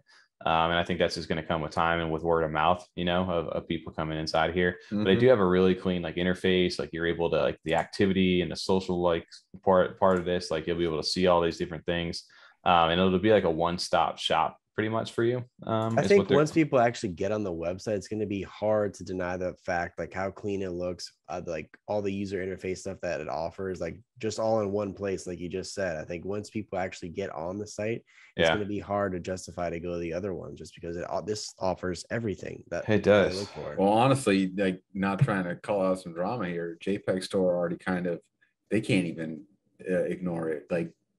you know, free roam has even the top 10 built in, like what you'd have on like CNFT tools or whatever, like the most recent projects. JPEG Store now has that feature. They've already started rolling that out onto their website. Like after free roam's launch here, they came out with that afterwards. So now the kind of game is like, all right, how much of this are they going to kind of continue to copy over as like they roll out more updates and be like, oh, we need to start working on these. How do we not have this already? Right. Well, it's going to be curious because it pushes, and what this does is push the whole space forward. It's a new standard. Like, yeah, exactly. Yeah. This is what your marketplace needs to have. It needs to have this information in one place for me to see if I'm going to use it. Well, the one thing I really enjoy about this too is that, again, like you said, it's the one-stop shop, and they're like, you know, they don't want you to have to jump tabs to go to, you know, OpenCNFT to do all this stuff. So basically, I think right now they basically have like OpenCNFT built into it currently, and they're working on like their own like customized like way of doing this as well. But they have the analytics tab, so you can kind of see all the projects right there. We were at the marketplace where we're at right now, which we were just showing off. And then obviously the collections too, like it's very clean, very nice looking. I really do like the UI. The calendar, you know, I don't know how updated this is over here, if it's going to work while I'm over here. This is what I thought I saw this earlier, where they show you like the upcoming stuff. Of course, while I'm trying to do a live demo, it's not going to work for me. And you're frozen, Tommy. Yeah. Oh, we're back. No, I'm kidding. You're frozen. God, you guys got me on that one. Yes, you get us every time with your stupid poses, and I finally got you back. So dude, come on, not right now. I was trying to get my someone selling the Soul token ADA handle there. It's not a bad one. Soul that's token. Not bad at all. I was trying to get my wallet back connected over here. I wanted to show you kind of the dashboard for what you know, what it looks like when you do get into your wallet, because it is cool to see like the floor values and things like that. I'm a big fan of what they're doing with that. I don't know if you I know you can see it in the beta. It was cool to see in the beta, but then finally getting everything connected and kind of letting it like all get the kinks out of it and show like what your actual value is. It's kind of wild. And I know some people have been sharing that on Twitter and stuff too, like seeing just kind of what some people are holding when it's all actually added together in one place. It's kind of wild. I guess it's kind of scary too, right? To see like how much value you have in your wallet sometimes. And it's like, I got that much right now. Like, hold on. Right. Let me rethink this a little bit. I do really like the floor. Like everything's right out here in the open for you. I do enjoy that right now. That is one thing that like is nice to be able to see that as like a nice little snapshot. And even the floor prices jumping up. Like I do enjoy like some of the stats that they have available to you right off the bat. I mean, it looks really nice. I know it's, you know, just getting started right now.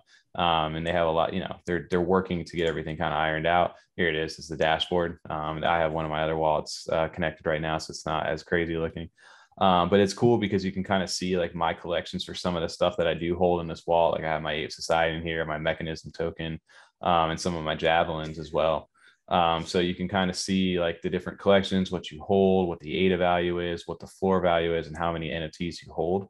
So I do. It's really cool that some of these collections have like, you know, they're already built into like the free roam like ecosystem, so they have like their own little banner and stuff. Can we go back to what you said, Tommy? Because Tommy made it. He said, he goes, "This is basically my peasant wallet. Like it doesn't look that crazy looking dashboard." Like in my head, I cued the Michael Jordan meme where he just tears rolling down his face, because that's pretty close to my wallet. The value of it, right? This is my second little wallet. That's what I'm saying. You're like, oh, it's not that crazy looking of a wallet.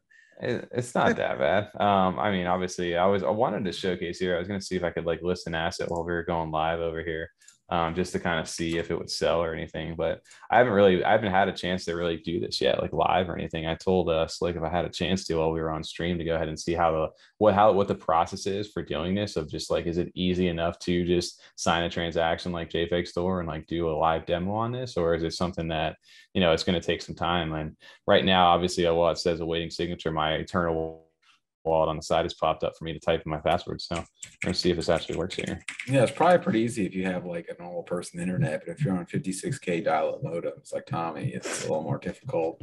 But take a few more clicks. Hey, dude, it just went over there, so we'll see what happens here. Boom. There it is, 0. Perfect. Boom. Tommy's internet's still catching up. Yeah. But anyway, that's more congestion too. That's like network congestion. Yeah, it doesn't just instantly get listed like that. That's like, on the Cardano side, because it is through smart contracts, so it has like an actual transaction on the blockchain that has to take place for that kind of to be held there as far as being for sale. Yeah, well, we'll see what happens there because I know even on JPEG, when I sign a transaction, it Yeah, doesn't automatically it's go onto the congestion. marketplace, right? Yeah. Yeah, there's always that little delay. So everybody's like, it's every got working out the quirks, but hey, somebody wants to go buy a split world for 78, it's all you, man.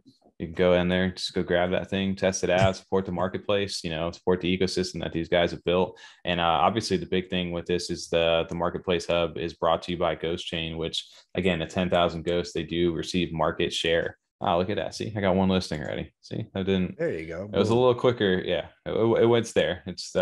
It's mainly my internet and the congestion of the blockchain. We'll put it at that. It's not the website that's doing any of this stuff. So again, dashboard recognizes it, maybe not the transaction, but it does look really clean. And I like the fact that it tells you, how much data it thinks you have, how much that is in US dollars, how many NFTs I have, and all the projects.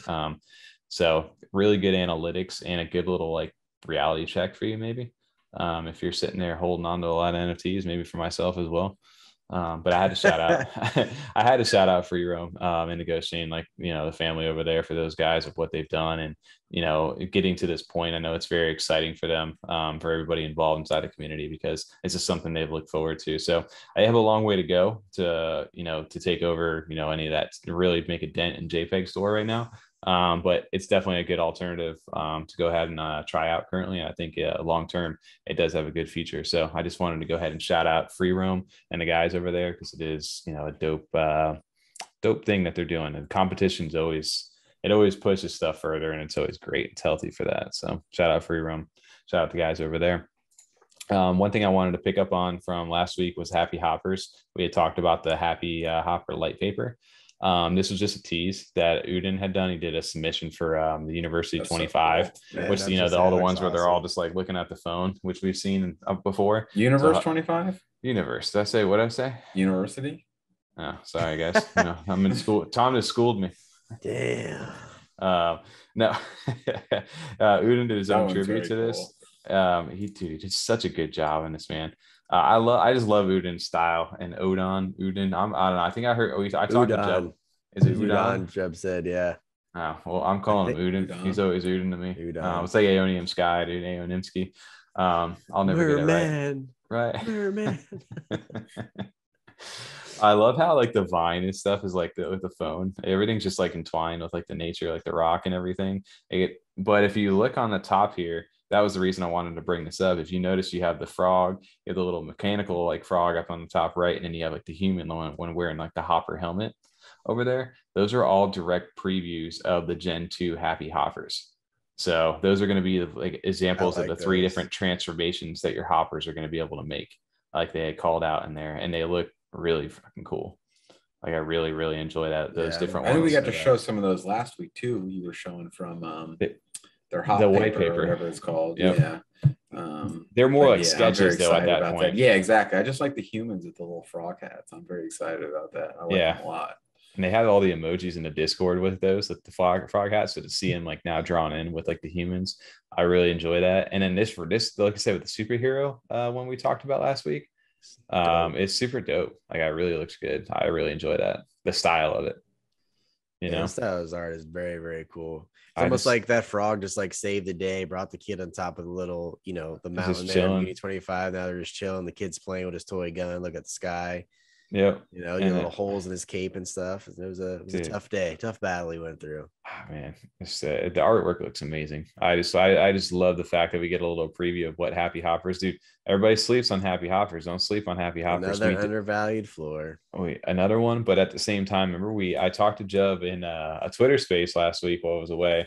And he mentioned one thing that we said in our video last week when we were talking the light paper. He was like, you guys said something in there. And he goes, I'm not going to say what it is, but you guys were like, you said something right in there about the next I think it's the ooze. I think it's the ooze thing. It's about the transformations, because we were talking about, I was like, make sure you look at there's like the ooze. There's like the little envelope that was on the desk. And there was something else where there was 3 different things. And those things are all going to be able to like transform or do something to your hoppers. Yeah.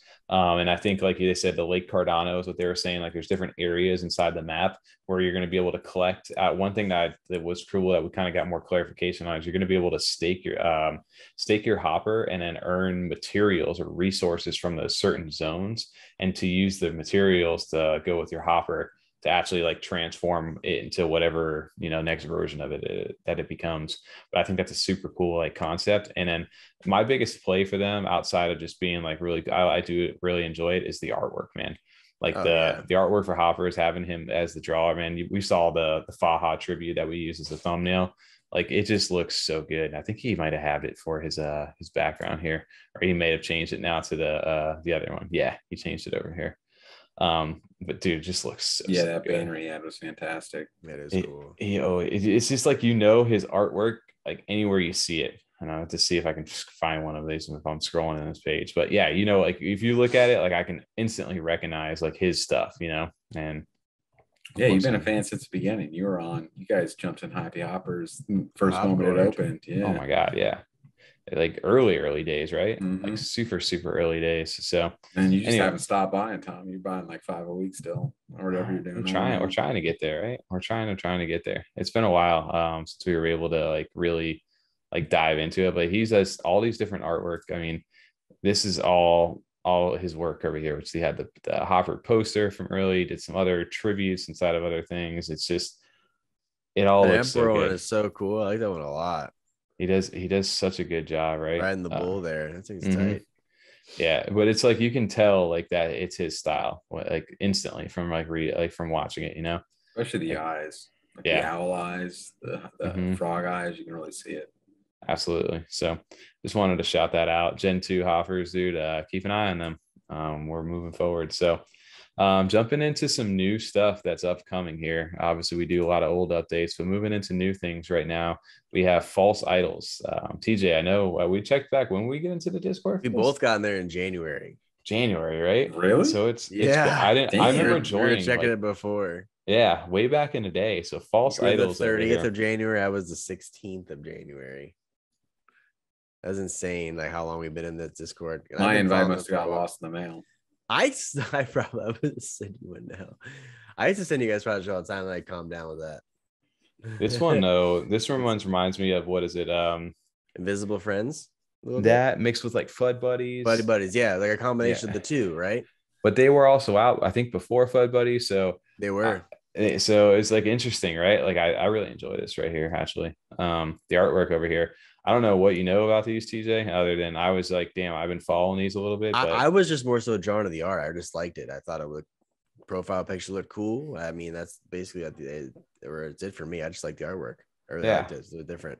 Well, one thing about these things is they've released a mint date, right? There's 6,666 of these things. They call them idols traveling through the Cardano blockchain through the gates of hell, I guess is the story behind them. But it basically, the value of a false idol comes from you, the collector. And that doesn't mean we won't introduce more utility down the road. So I don't know what that means. Like their latest sneak peek one, I think that one looks really sick in their Discord. Yeah, I have to pull through that back. What I wanted to showcase though is there's 6,666. Drop time is now on April 22nd at 4 p.m. UTC. So another drop that's happening next Friday, right? So that's going to be a fun. And then each NFT is going to cost 50 ADA for the pre-sale and 60 ADA for the public. So I guess the pre-sales are only limited to one transaction and per wallet. And then there's unlimited transactions per wallet during the public sale. So that's pretty crazy. That's interesting. I like that.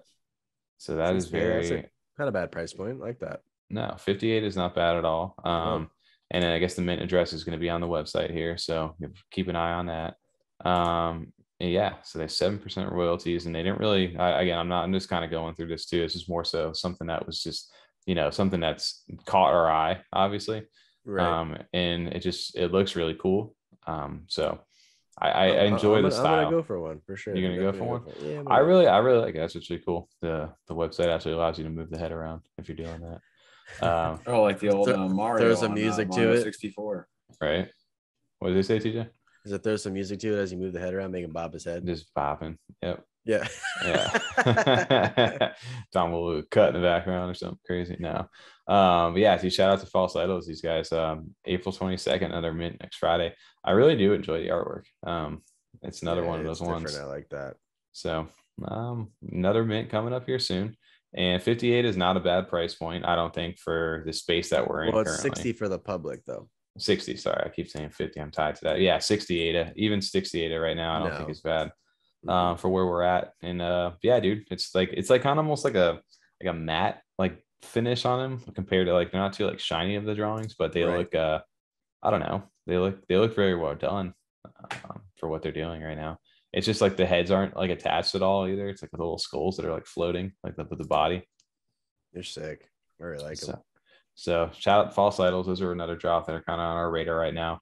One that we wanted to talk about, it's super controversial inside the space, is the Mad Dog Car Club. I don't know if we mentioned them like officially on our channel. We did, I think, talk about it during the CNFT live stream a little bit. I wouldn't remember that 4 hours content. I don't remember. I think we talked about it because I don't remember if God, it was this Chronic and Atlantic. I think we're talking about it. If we were going to mint one of these things, and I got introduced to these things like a couple months ago, actually from like the Yummi Discord. Like the guys over there were telling us like, hey, there's this new like Mad Dog like thing. There's a whitelist. We're just like messing around, like grinding, just typing like like Yummi into it and just trying to get their level up. And from there, I guess there was like all these different tiers of whitelist to be able to get into. And it really tiered you up. I don't know. It just instantly for me, I just didn't have the time commitment to even like get into it. Was one of the first things that drew me away, but I don't know. Especially like when sometimes they make the level so high, like Happy Hoppers was a obtainable level to get, was like level 5 or something. Some of these people have like 15 or 20. It's just like you said, I don't have the 20's time. A lot, man. I don't have the time to get to that level, like to genuinely get to the level. Sometimes people spam chat to get there. Yeah. But this project itself, like it caught our attention too, because listen, it is what it is. It looks very similar to the Boss Cat Rock Club, so we didn't want to miss that train of profit or investment there. I mean, it's potential to do well in that aspect. I mean, who knows? Not financial advice, but it's very, very similar to even the logo of the Boss Cat, even the look of them. It's just very similar looking to them. Yeah, the artwork, the eyes, the eyes, they look more aesthetically. If I had to pick one of the two visuals, I'd rather look at these than like the Boss Cats, just like art wise, if I had to like look at them. Right. But they do look very similar. I'm not gonna lie to the other ones. I guess their difference is there's 9,999 of them. And they're speeding around the metaverse and the meanest cars on the blocks. It's more like like themed around like the cars and the racing. Yeah, that's cool aspect. I like that. Which I like. And then the mid price on these 38. That's similar to Boss Cat too. Boss Cat was a 28. What I'm really interested in is I want to go now look in the Boss Cat Discord some more and see what their community thinks of these. Yes. Right. I want to know their opinion on it. Well, they got a strong community. They do. So if they're jumping in these, that'd be enough hype right there to make these. Oh, absolutely. That on my radar for a flip at least. You know what I mean? Just from what we've seen Boss Cat do and how hype they get on projects. Well, the big thing, like I don't know what we were saying, but basically all that whitelist is pretty much taking up the majority of the mint, right? And then the public mint is actually on April 17th at 3 p.m. Eastern. So I know there's probably, I think, there are only a few hundred of them they expect to really have to sell to the public, right? Is what I remember reading, I think, inside the Discord. Oh, wow. So there's really not going to be too much of a chance. So no shot then. Well, here's my theory on this, right? Is like if you do believe like long term, or if this is going to kind of run a similar path to the Boss Cat Rocket Club, especially because I can already see where it's just kind of going, right? Like I'm not knowing anything about the project, could be wrong, but saying like the cars, right? Like the Boss Cat had the rocket parts. These guys may have car parts. Something along those lines, right? Yeah. Where, okay, you got the dog, you got the dogs. Now you need the car to race them or whatever it is. And then they could, these guys, dude, can you imagine the partnership that these guys partnered up with Boss Cat? Oh, easily. Tom, I agree 100% with you. Like, dude, I want to go to the Boss Cat Discord and just start asking about these things and see what their feelings are, because what would be like a really like funny, like parallel would be like, the Boss Cats are like, nah, those things are a scam. Don't rip off. That would be funny. Like, right?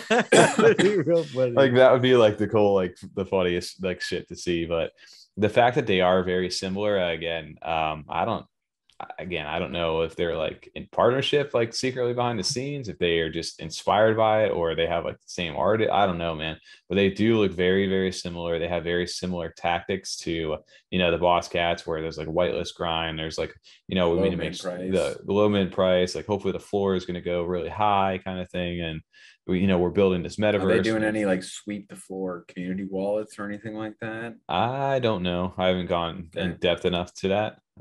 But I guess, we'll go ahead and see. But public's, I guess, yeah, buybacks. If any are listed under the mint price, our management team will purchase them back and save them for future giveaways and promotions for Mad Dog holders. So that's another big Boss Cat Rocket Club winner right there.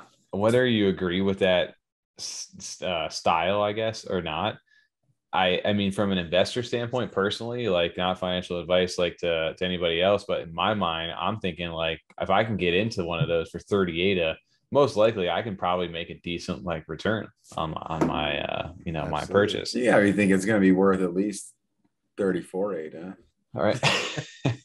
If these things were 34 ADA on the secondary, I'd be very concerned. Or I would try to snatch one immediately. At that point, I think I'm gonna snatch one immediately if it's for 34. I'll sleep. So are you gonna go for one? Like, you know what I mean? Like, it's just you gotta make like, I just feel like this is a confident enough one. Like I said, I want to look into the Boss Cat because especially if their community gets behind it and they're as excited, or this just spawns a community that's similar. Especially with how people have been grinding out those spots in their Discord. God, this is blinding. TJ, wear the glasses, dude. Yeah. Yeah, I'm with you on that. I'm definitely he looks like a mad dog, dude. I'm gonna roll the dice for one, Tommy. I think I'm gonna go for it. Well, if you're gonna roll the dice, good thing I clicked on this. Only Nami wallets are accepted for both the whitelist sale and public, so do not try to mint from anything else except Nami. All right, Gordon, cue the bullshit Adam Sandler from Big Daddy. Thank you. Oh shit. It's shit. But yeah, basically, so you're going to visit their site, connect the Nami wallet, make sure you have enough funds, and then basically you're going to mint. So I might be sitting here with my little Nami on Sunday and just kind of snag me one of these. Oh shit! So dogs. You can't use the Eternal plugin, then, can you? Damn. So I don't know. So how many Mad Dogs are left for public sale? Around 250 out of 10,000. There's no way I'm getting that. There's fucking shot. You need to be like, don't worry, Tommy will get one. Tommy will get like 4. We'll get one for all of us. Hey, Tommy, I'll give you Ada. Give me one. Hey, big brain move over here. I'm selling a Clay Nation large plot for some Mad Dogs. Who knows, dude? I just will you be maintaining the floor price? This is like a question that stands out because you do not see this like often inside of most projects. In Cardano, at least, any NFTs below the minting price will be bought back by our management team 24/7. So they have a specific I don't know, like project aside, what do you guys feel about that for projects to do that? I mean, it's a weird focus. I mean, it's I know like there's plenty of people though, to not, as much as we like to talk about art, utility, community. It's like there's how plenty long of can you people in maintain Cardano that's my tier that's to it. Oh, we lost you there, Tommy. I didn't realize you froze that's there. fine. My bad. But there are plenty of people that are here and they're interested in the floor price. You see it in the Discords during the mint, and there's plenty of people that are interested in like what's the floor, what's it selling for right away. But that's not necessarily the whole community. Yeah, I personally don't like it just because my focus and our focus are usually more in longevity in projects. So we usually are trying to buy things that we actually believe in and show more of a focus than just maintaining their own floor. They want to keep they know their floor is going to stay up because they're trying to actually achieve what they're promising or what they're like outlining in their white paper. So they know the floor will follow that as time comes. Like even projects like we see like Happy Hoppers, we've kind of seen it slowly, steadily grow at times just because like they're continuing to do what their project, like what their plan was, and they think that stuff will follow along as time goes. It's just kind of weird. I don't know. I personally feel like, I don't know.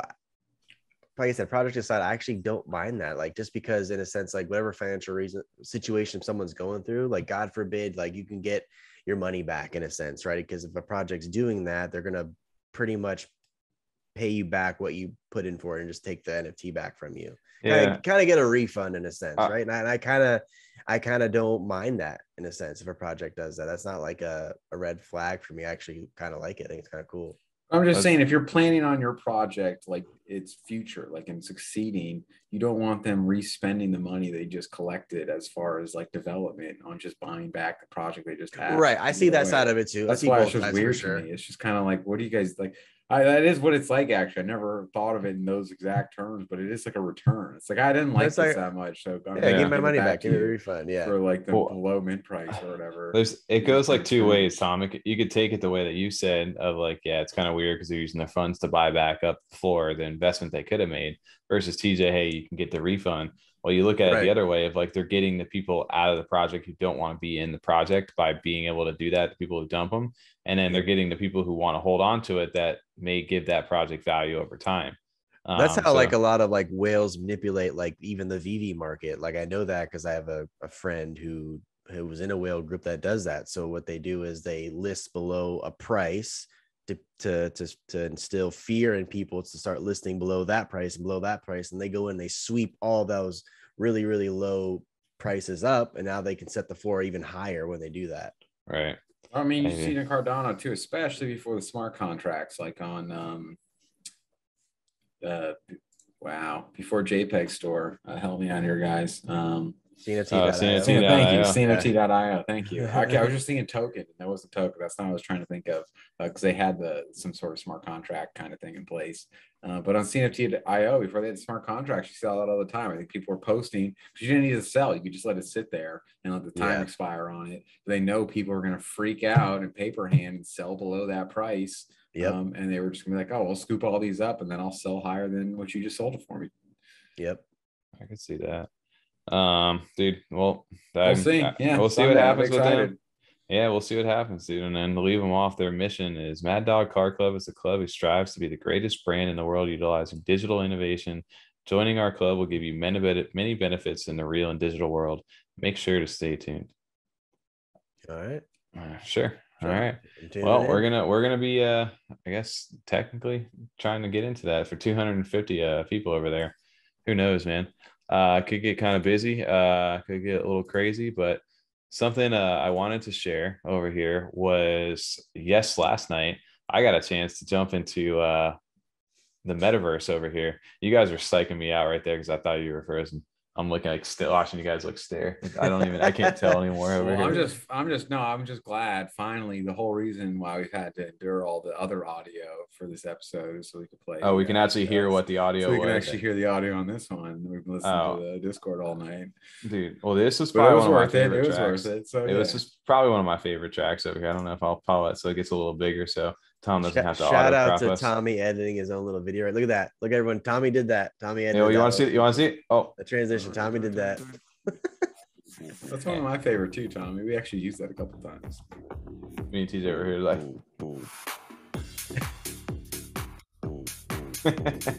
Dude, this was so much fun though last night, man. Kaskade is literally just like up on the stage right now, just like killing it, right? Like he looked like he was in 3D up here. It was pretty wild, yeah. Like the fact that was like my very little feature bot. How he looked in there, yeah.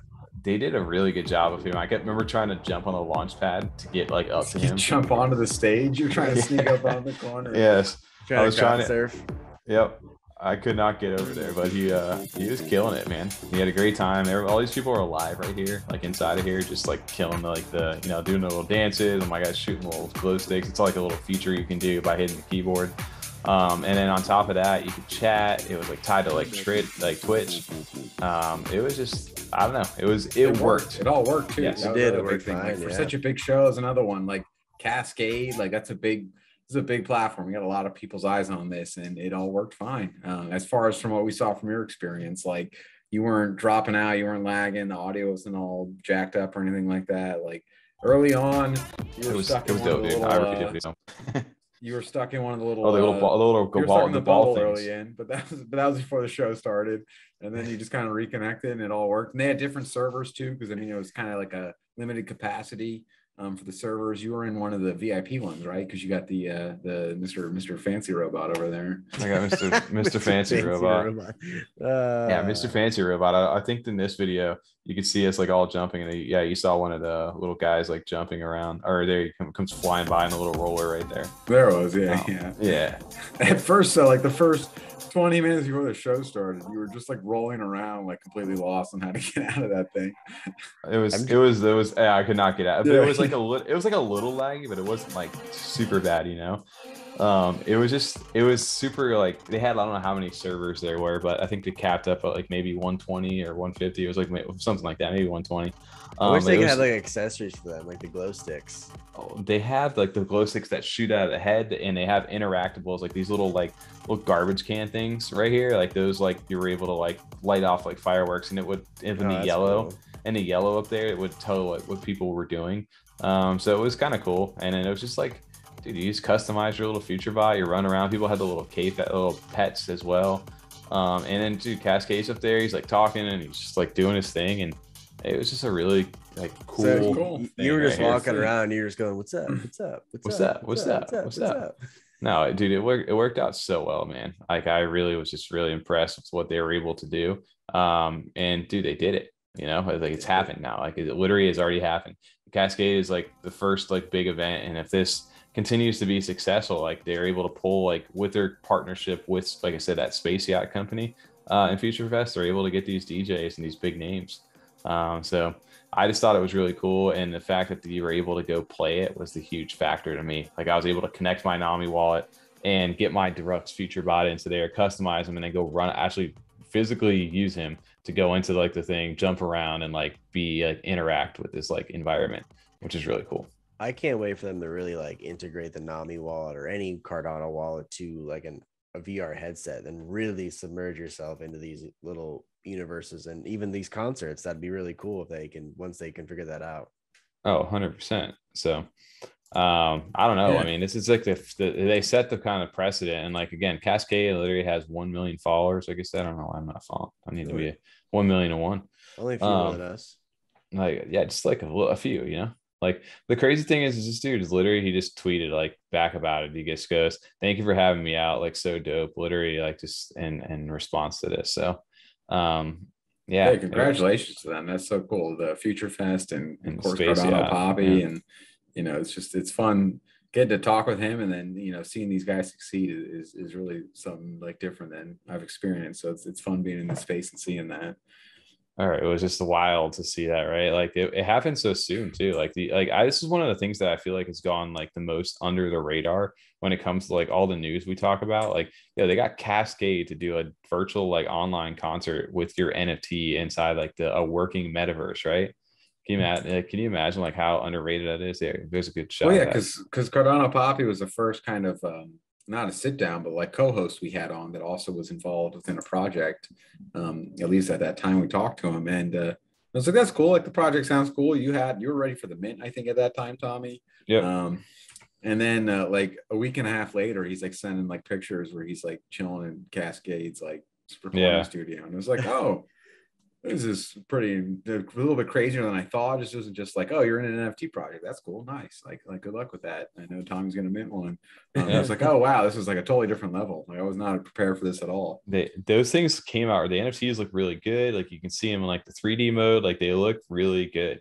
Like they did a really good job of designing those, whoever they were.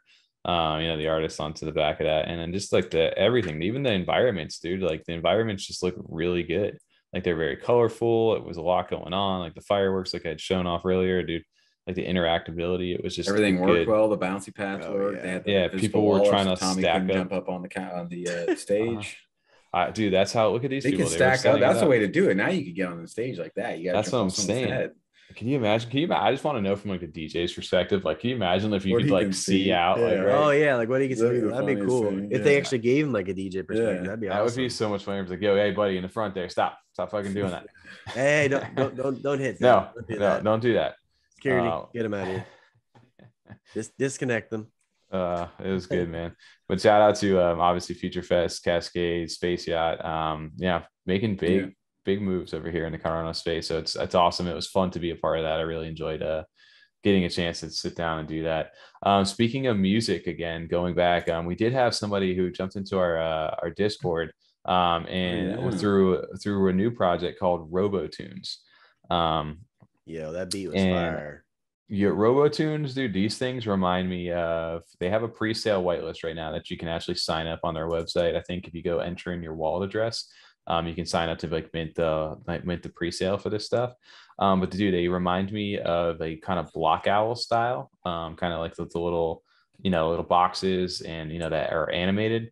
And they do have, this is the guy who we've been talking to, John over here, 3D Verso 1. He's been in our Discord saying hi and stuff, but they have a docs.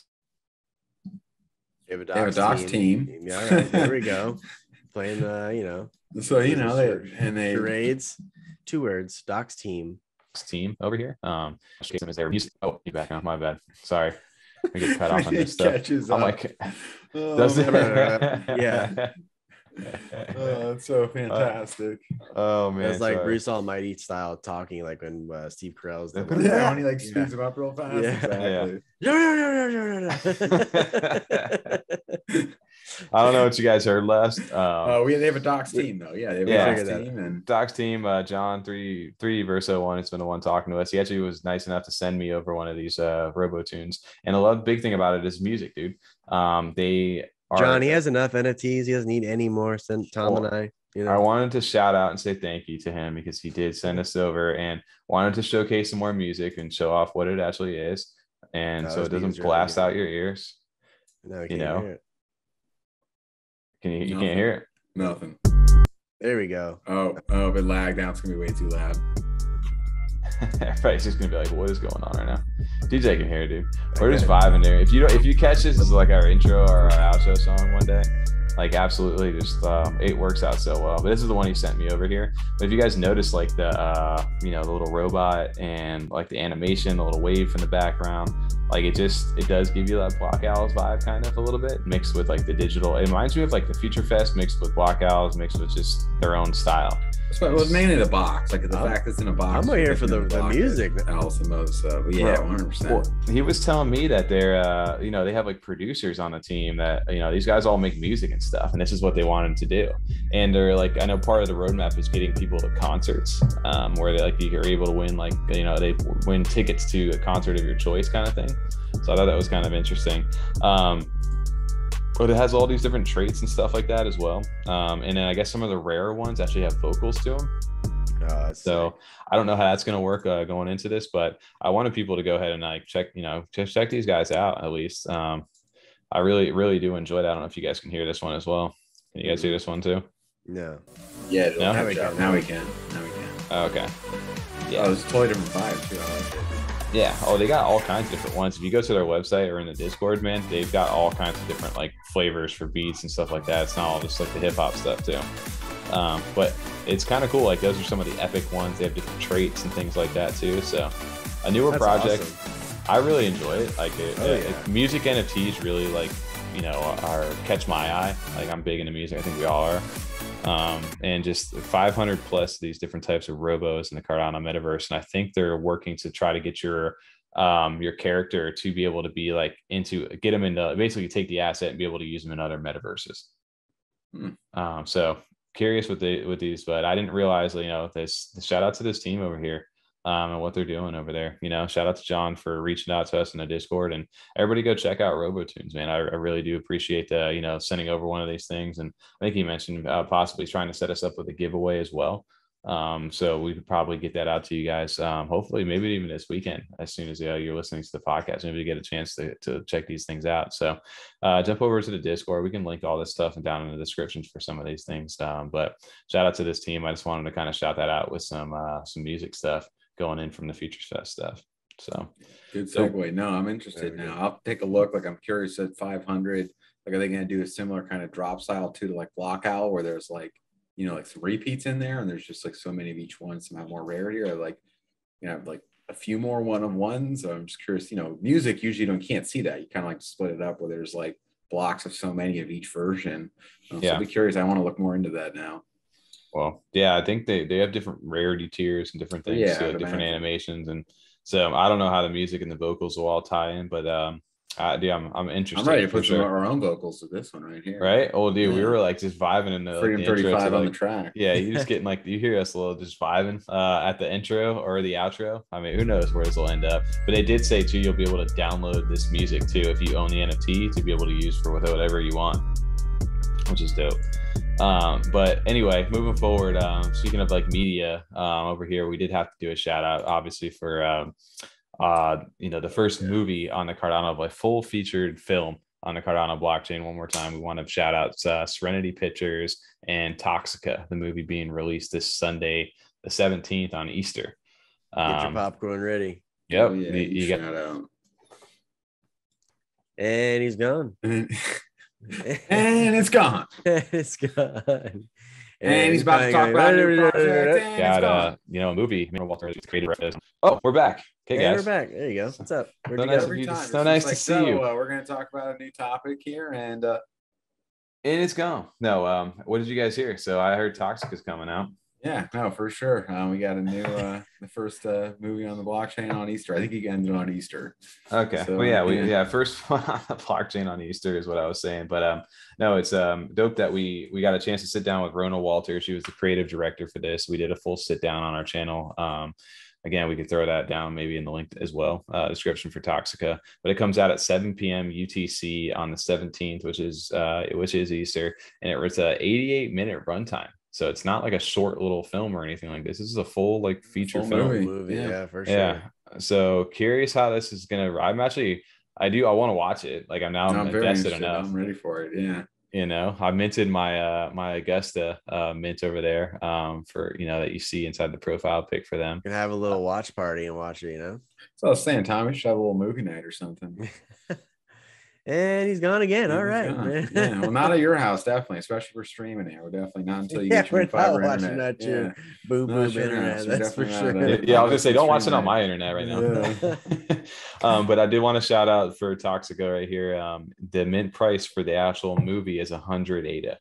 And there's only 1,000 of them right there. So if you're looking to buy the movie right now, the NFT for it, which it comes with something else too, right? Or is it just a movie? I don't remember. I think this is the full movie. The Toxic, they did the Toxica mint. Yeah, which you do see right here. And I think you can still, I don't know if they're still minting or not.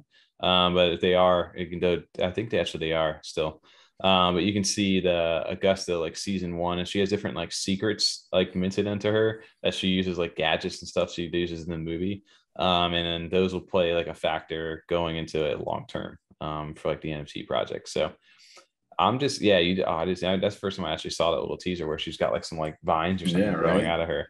So that's that's the Toxica coming out. Yep. So shout out to Rona. They've been amazing. They've been awesome, and they're growing to 1,100 followers. Remember they were like 300 when we got it. That's sick. Good for them. Very cool. She's been grinding some Twitter Spaces, and I know she's just looking to spread. You can definitely see her around. Yeah, I mean, like they're putting in the work and marketing the movie because they're doing it all themselves. It's normally you have like a full.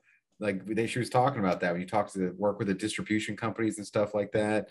They kind of take control of the movie, but they do really help with the marketing. But they're doing it all in house. It's just their team doing this, so they're definitely doing the work and getting their promotion out there and their marketing done. So it's definitely exciting to see them, hopefully succeed here. And I'm excited to see what the movie is.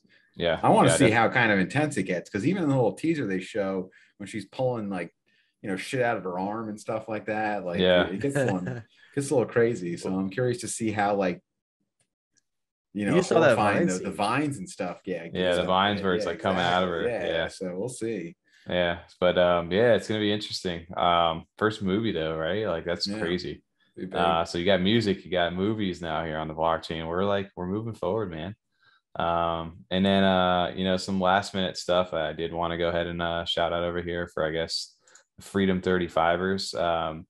We do have some giveaways this week. If we're sorry for anybody listening right now that we did not release on our normal Friday schedule. Like I said, we had some technical. You can hear the technical difficulties I'm dealing with right now on my dial-up internet, and then Tom, his PC. I'm sure I'll go to edit tomorrow, and the computer will die again. We'll be good. Yeah, so it's fine. Nobody will overhear this episode. This is just us talking at this point.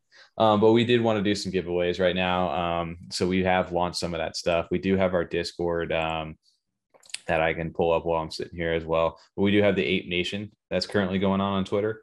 Shout out to the Wolf for the donation of the ape. Yeah, I know TJ, you were involved with this community a little bit, and yeah, they reached out to you because you did own the Ape Nations, right? I have one still. Yeah, I have one. Yeah, so this got started from there, but this is one of those that community project that got picked up, right? Like that was they thought it was a rug pull, or like that someone the owner team kind of just away. like they just stopped talking in the Discord. Then the community took over, and they took it over in a big way. They're very, very active. They have big plans for the future for them. Yeah, so they got picked up though by like the community, right? And the floor went from what, like 11 ADA to like now they're up to like 70 ADA. Yep, 70 ADA, which is insane. So like if you were able to pick that up, that's awesome, man. And I know Fettuccini is like an advisor for them now or something. Like, yep, they've got some big community members that are inside there as well. So that's always I don't know, man. I don't know where this can go, but aren't they doing a what are they doing, like a vial, or are they doing like a mutation too for these things later? I believe so. I was just trying to verify that because I remember I saw it somewhere in here. Oh, okay, I got you. But yeah, I think they are doing a mutation as well. Okay, well, that's dope. And I know we're running a giveaway right now for one of the Ape Nations. Again, 78 of value. So, but if you're listening to this on a Saturday and we get it out to you, you will have time to do it. We are ending this at 6 p.m. Eastern on there, so you should hopefully have it. Maybe a little bit of time left. Yeah, we're running on Click Clock. Yeah, just come in there. Make sure you're sub to the channel though. That's the biggest thing. Make sure you follow us, Ape Nation. Make sure you're following these guys, and on top of that, sub to the channel, and this could be yours. So shout out. That's one of the things we wanted to do for our our viewers and stuff this week and supporters. Another thing too is over inside of our Discord, we do have another giveaway going on currently in the giveaways channel for another Muggos and Hornnies little tribute piece, and this is courtesy of Shiny, one of our Discord members over here as well.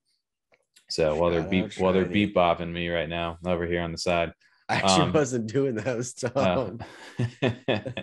If you're hearing those notifications, that's these guys right here. But shout out if you want to go ahead and win. This is the Muggos and the Hornies. It's like the evacuation scene that we had shown off a little bit ago. And if their Muggos are building a game, we had talked about them a while back, and Hornies have like the racing factor to them. So they got used as a thumbnail, didn't we? Even I love that picture. It's that thumbnail came out so well. Picture. Yeah, it's such a good picture. That's a really good one. I really like that a lot. These are both good giveaways because I love that ape. I love the Adidas tracksuit. 3D glasses. 3D glasses. I love that. Is a tight one. Like that's why I use that for a thumbnail. I love that Hornies picture so much. I should have swapped out the ape for my personal ape for that one. That one's better than mine. TJ likes that better than anything, right? Just so you guys can stop beef off of me, dude. Where was the ape over here? I have it at pack. Yeah, it's the tracksuit, right? That one's dope. I'm a big fan of that. Ape hat and then the 3D glasses. I love it. We're only 15 hours in. We got 110 likes on this thing already. So it seems other people are really enjoy this as well. I really like the way it looks. It is very clean.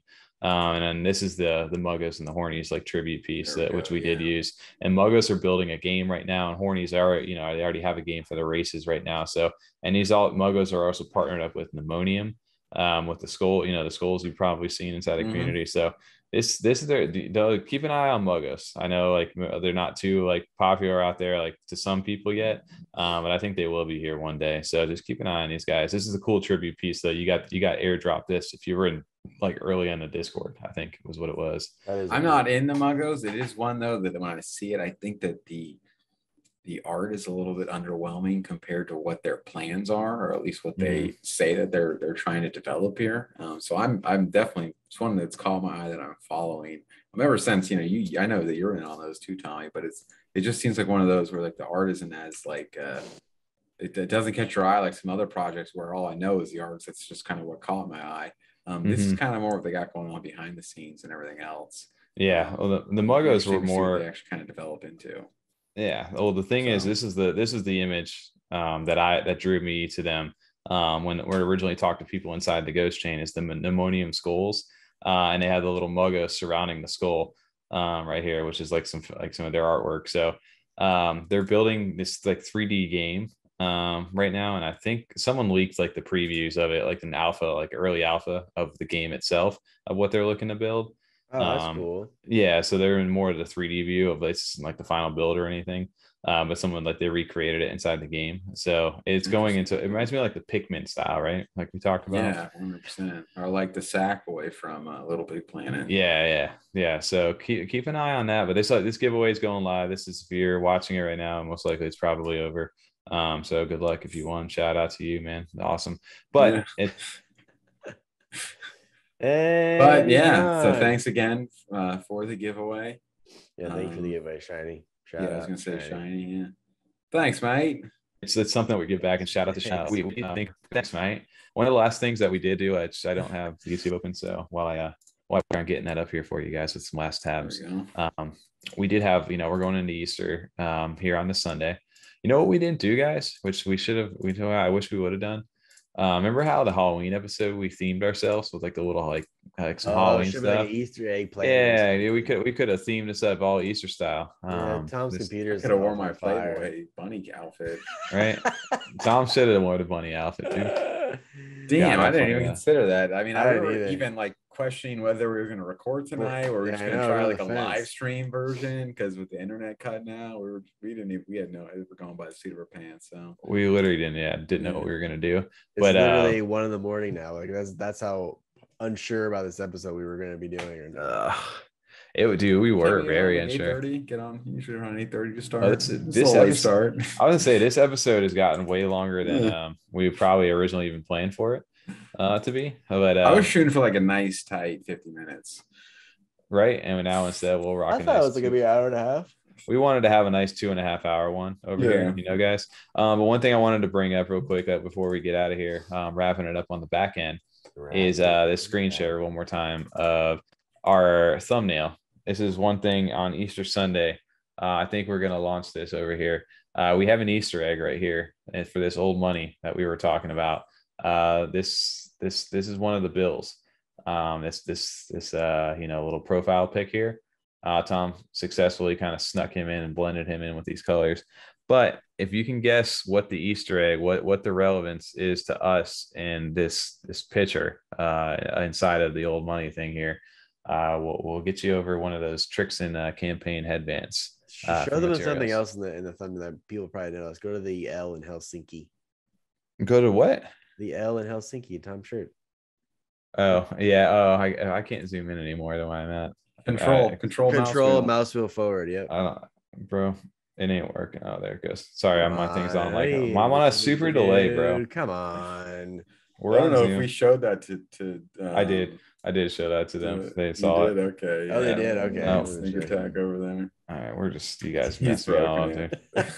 How do I fix this? It's because I'm on a zoomed in picture of like, I need to make it its own picture. But yeah, if you see this right here, it's so bad. Just don't hit Alt F4. Don't do that. Guys, bye. No, there was a little sneak right there. But yeah, anybody Easter egg Sunday over here? If you can guess what this is, I like it. You will be rewarded. The national treasure hunt is on. And then last thing too, that I did want to pull up, if this thing will not break on me right now, because it is being very, very slow, is a shout out to fellow YouTuber and guest onto the podcast, CardanoThor. This was so good. I said to you guys, like, Thor fucking killed this thing. It is amazing. I was so surprised by it. He does the whole thing too. I thought it was like a little 10-second, like, oh, it was cute. But then it's like he goes the whole thing. He kills it, bro. He does the faux Burnham. Welcome to the internet. He got the little sparkles and everything, dude. The hair. And he can sing too. Like that was the dope part about it. Curveball, right? You would never know this. But basically he takes this in there and like just full on this like kills this dude. Just straight up kills this. With even this is my favorite part of this.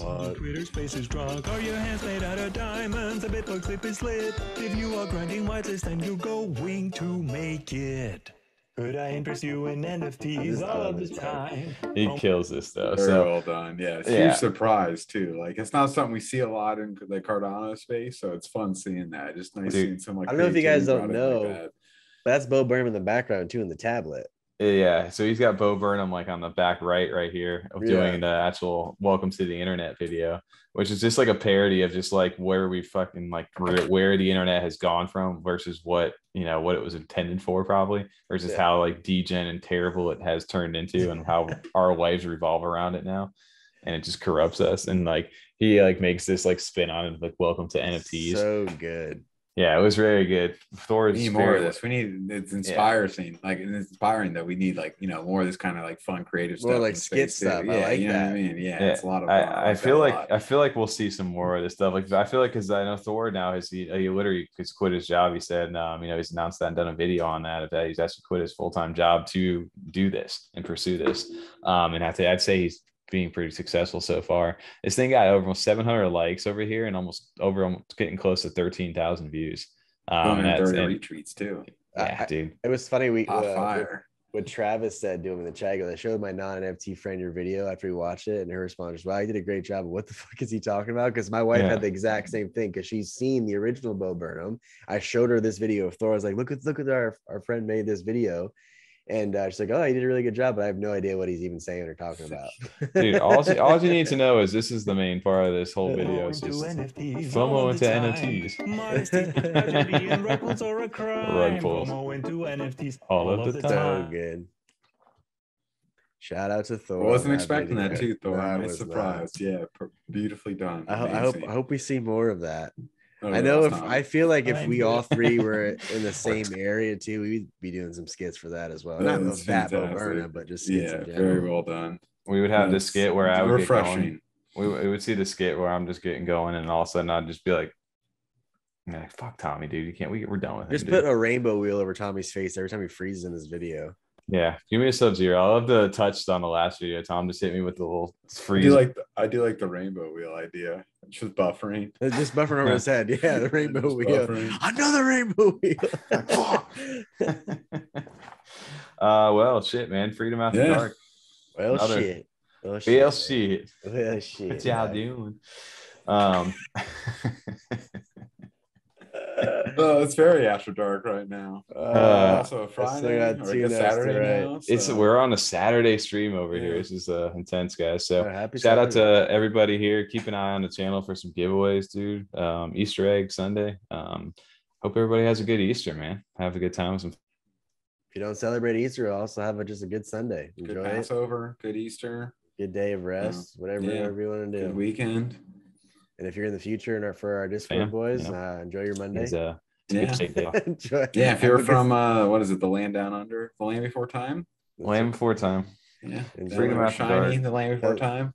Tell us how the week's looking or how it's starting. Hopefully we can get where we're working though. That's the big thing too, is these live streams, right? So hopefully once I get past this internet issue and Tom's computer survives. I think they're sick of us saying. No, I hope that becomes like some sort of meme within our channel now that we guys are doing the live stream, dude. Live stream every single week, and it's just never happened. Once we get it going, I swear. We talked about our Discord for like a month and a half. We're on like week 15 of mentioning at the end of the show, like we're gonna get these game nights going sometime soon. We're ready to get. I swear to God, it's happening. It's been so long.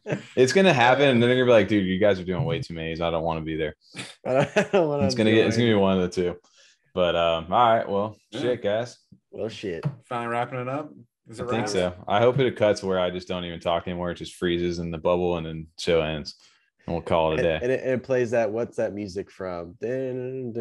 What's that fucking show where they play something funny and then the end cuts a scene that rolls the credits? Tom, you know what show I'm talking about? The little audience. No. The what show is that? It's gonna bother me. Well, I'll talk about it after the show. Tom will figure it out. Tom's fake. On that note.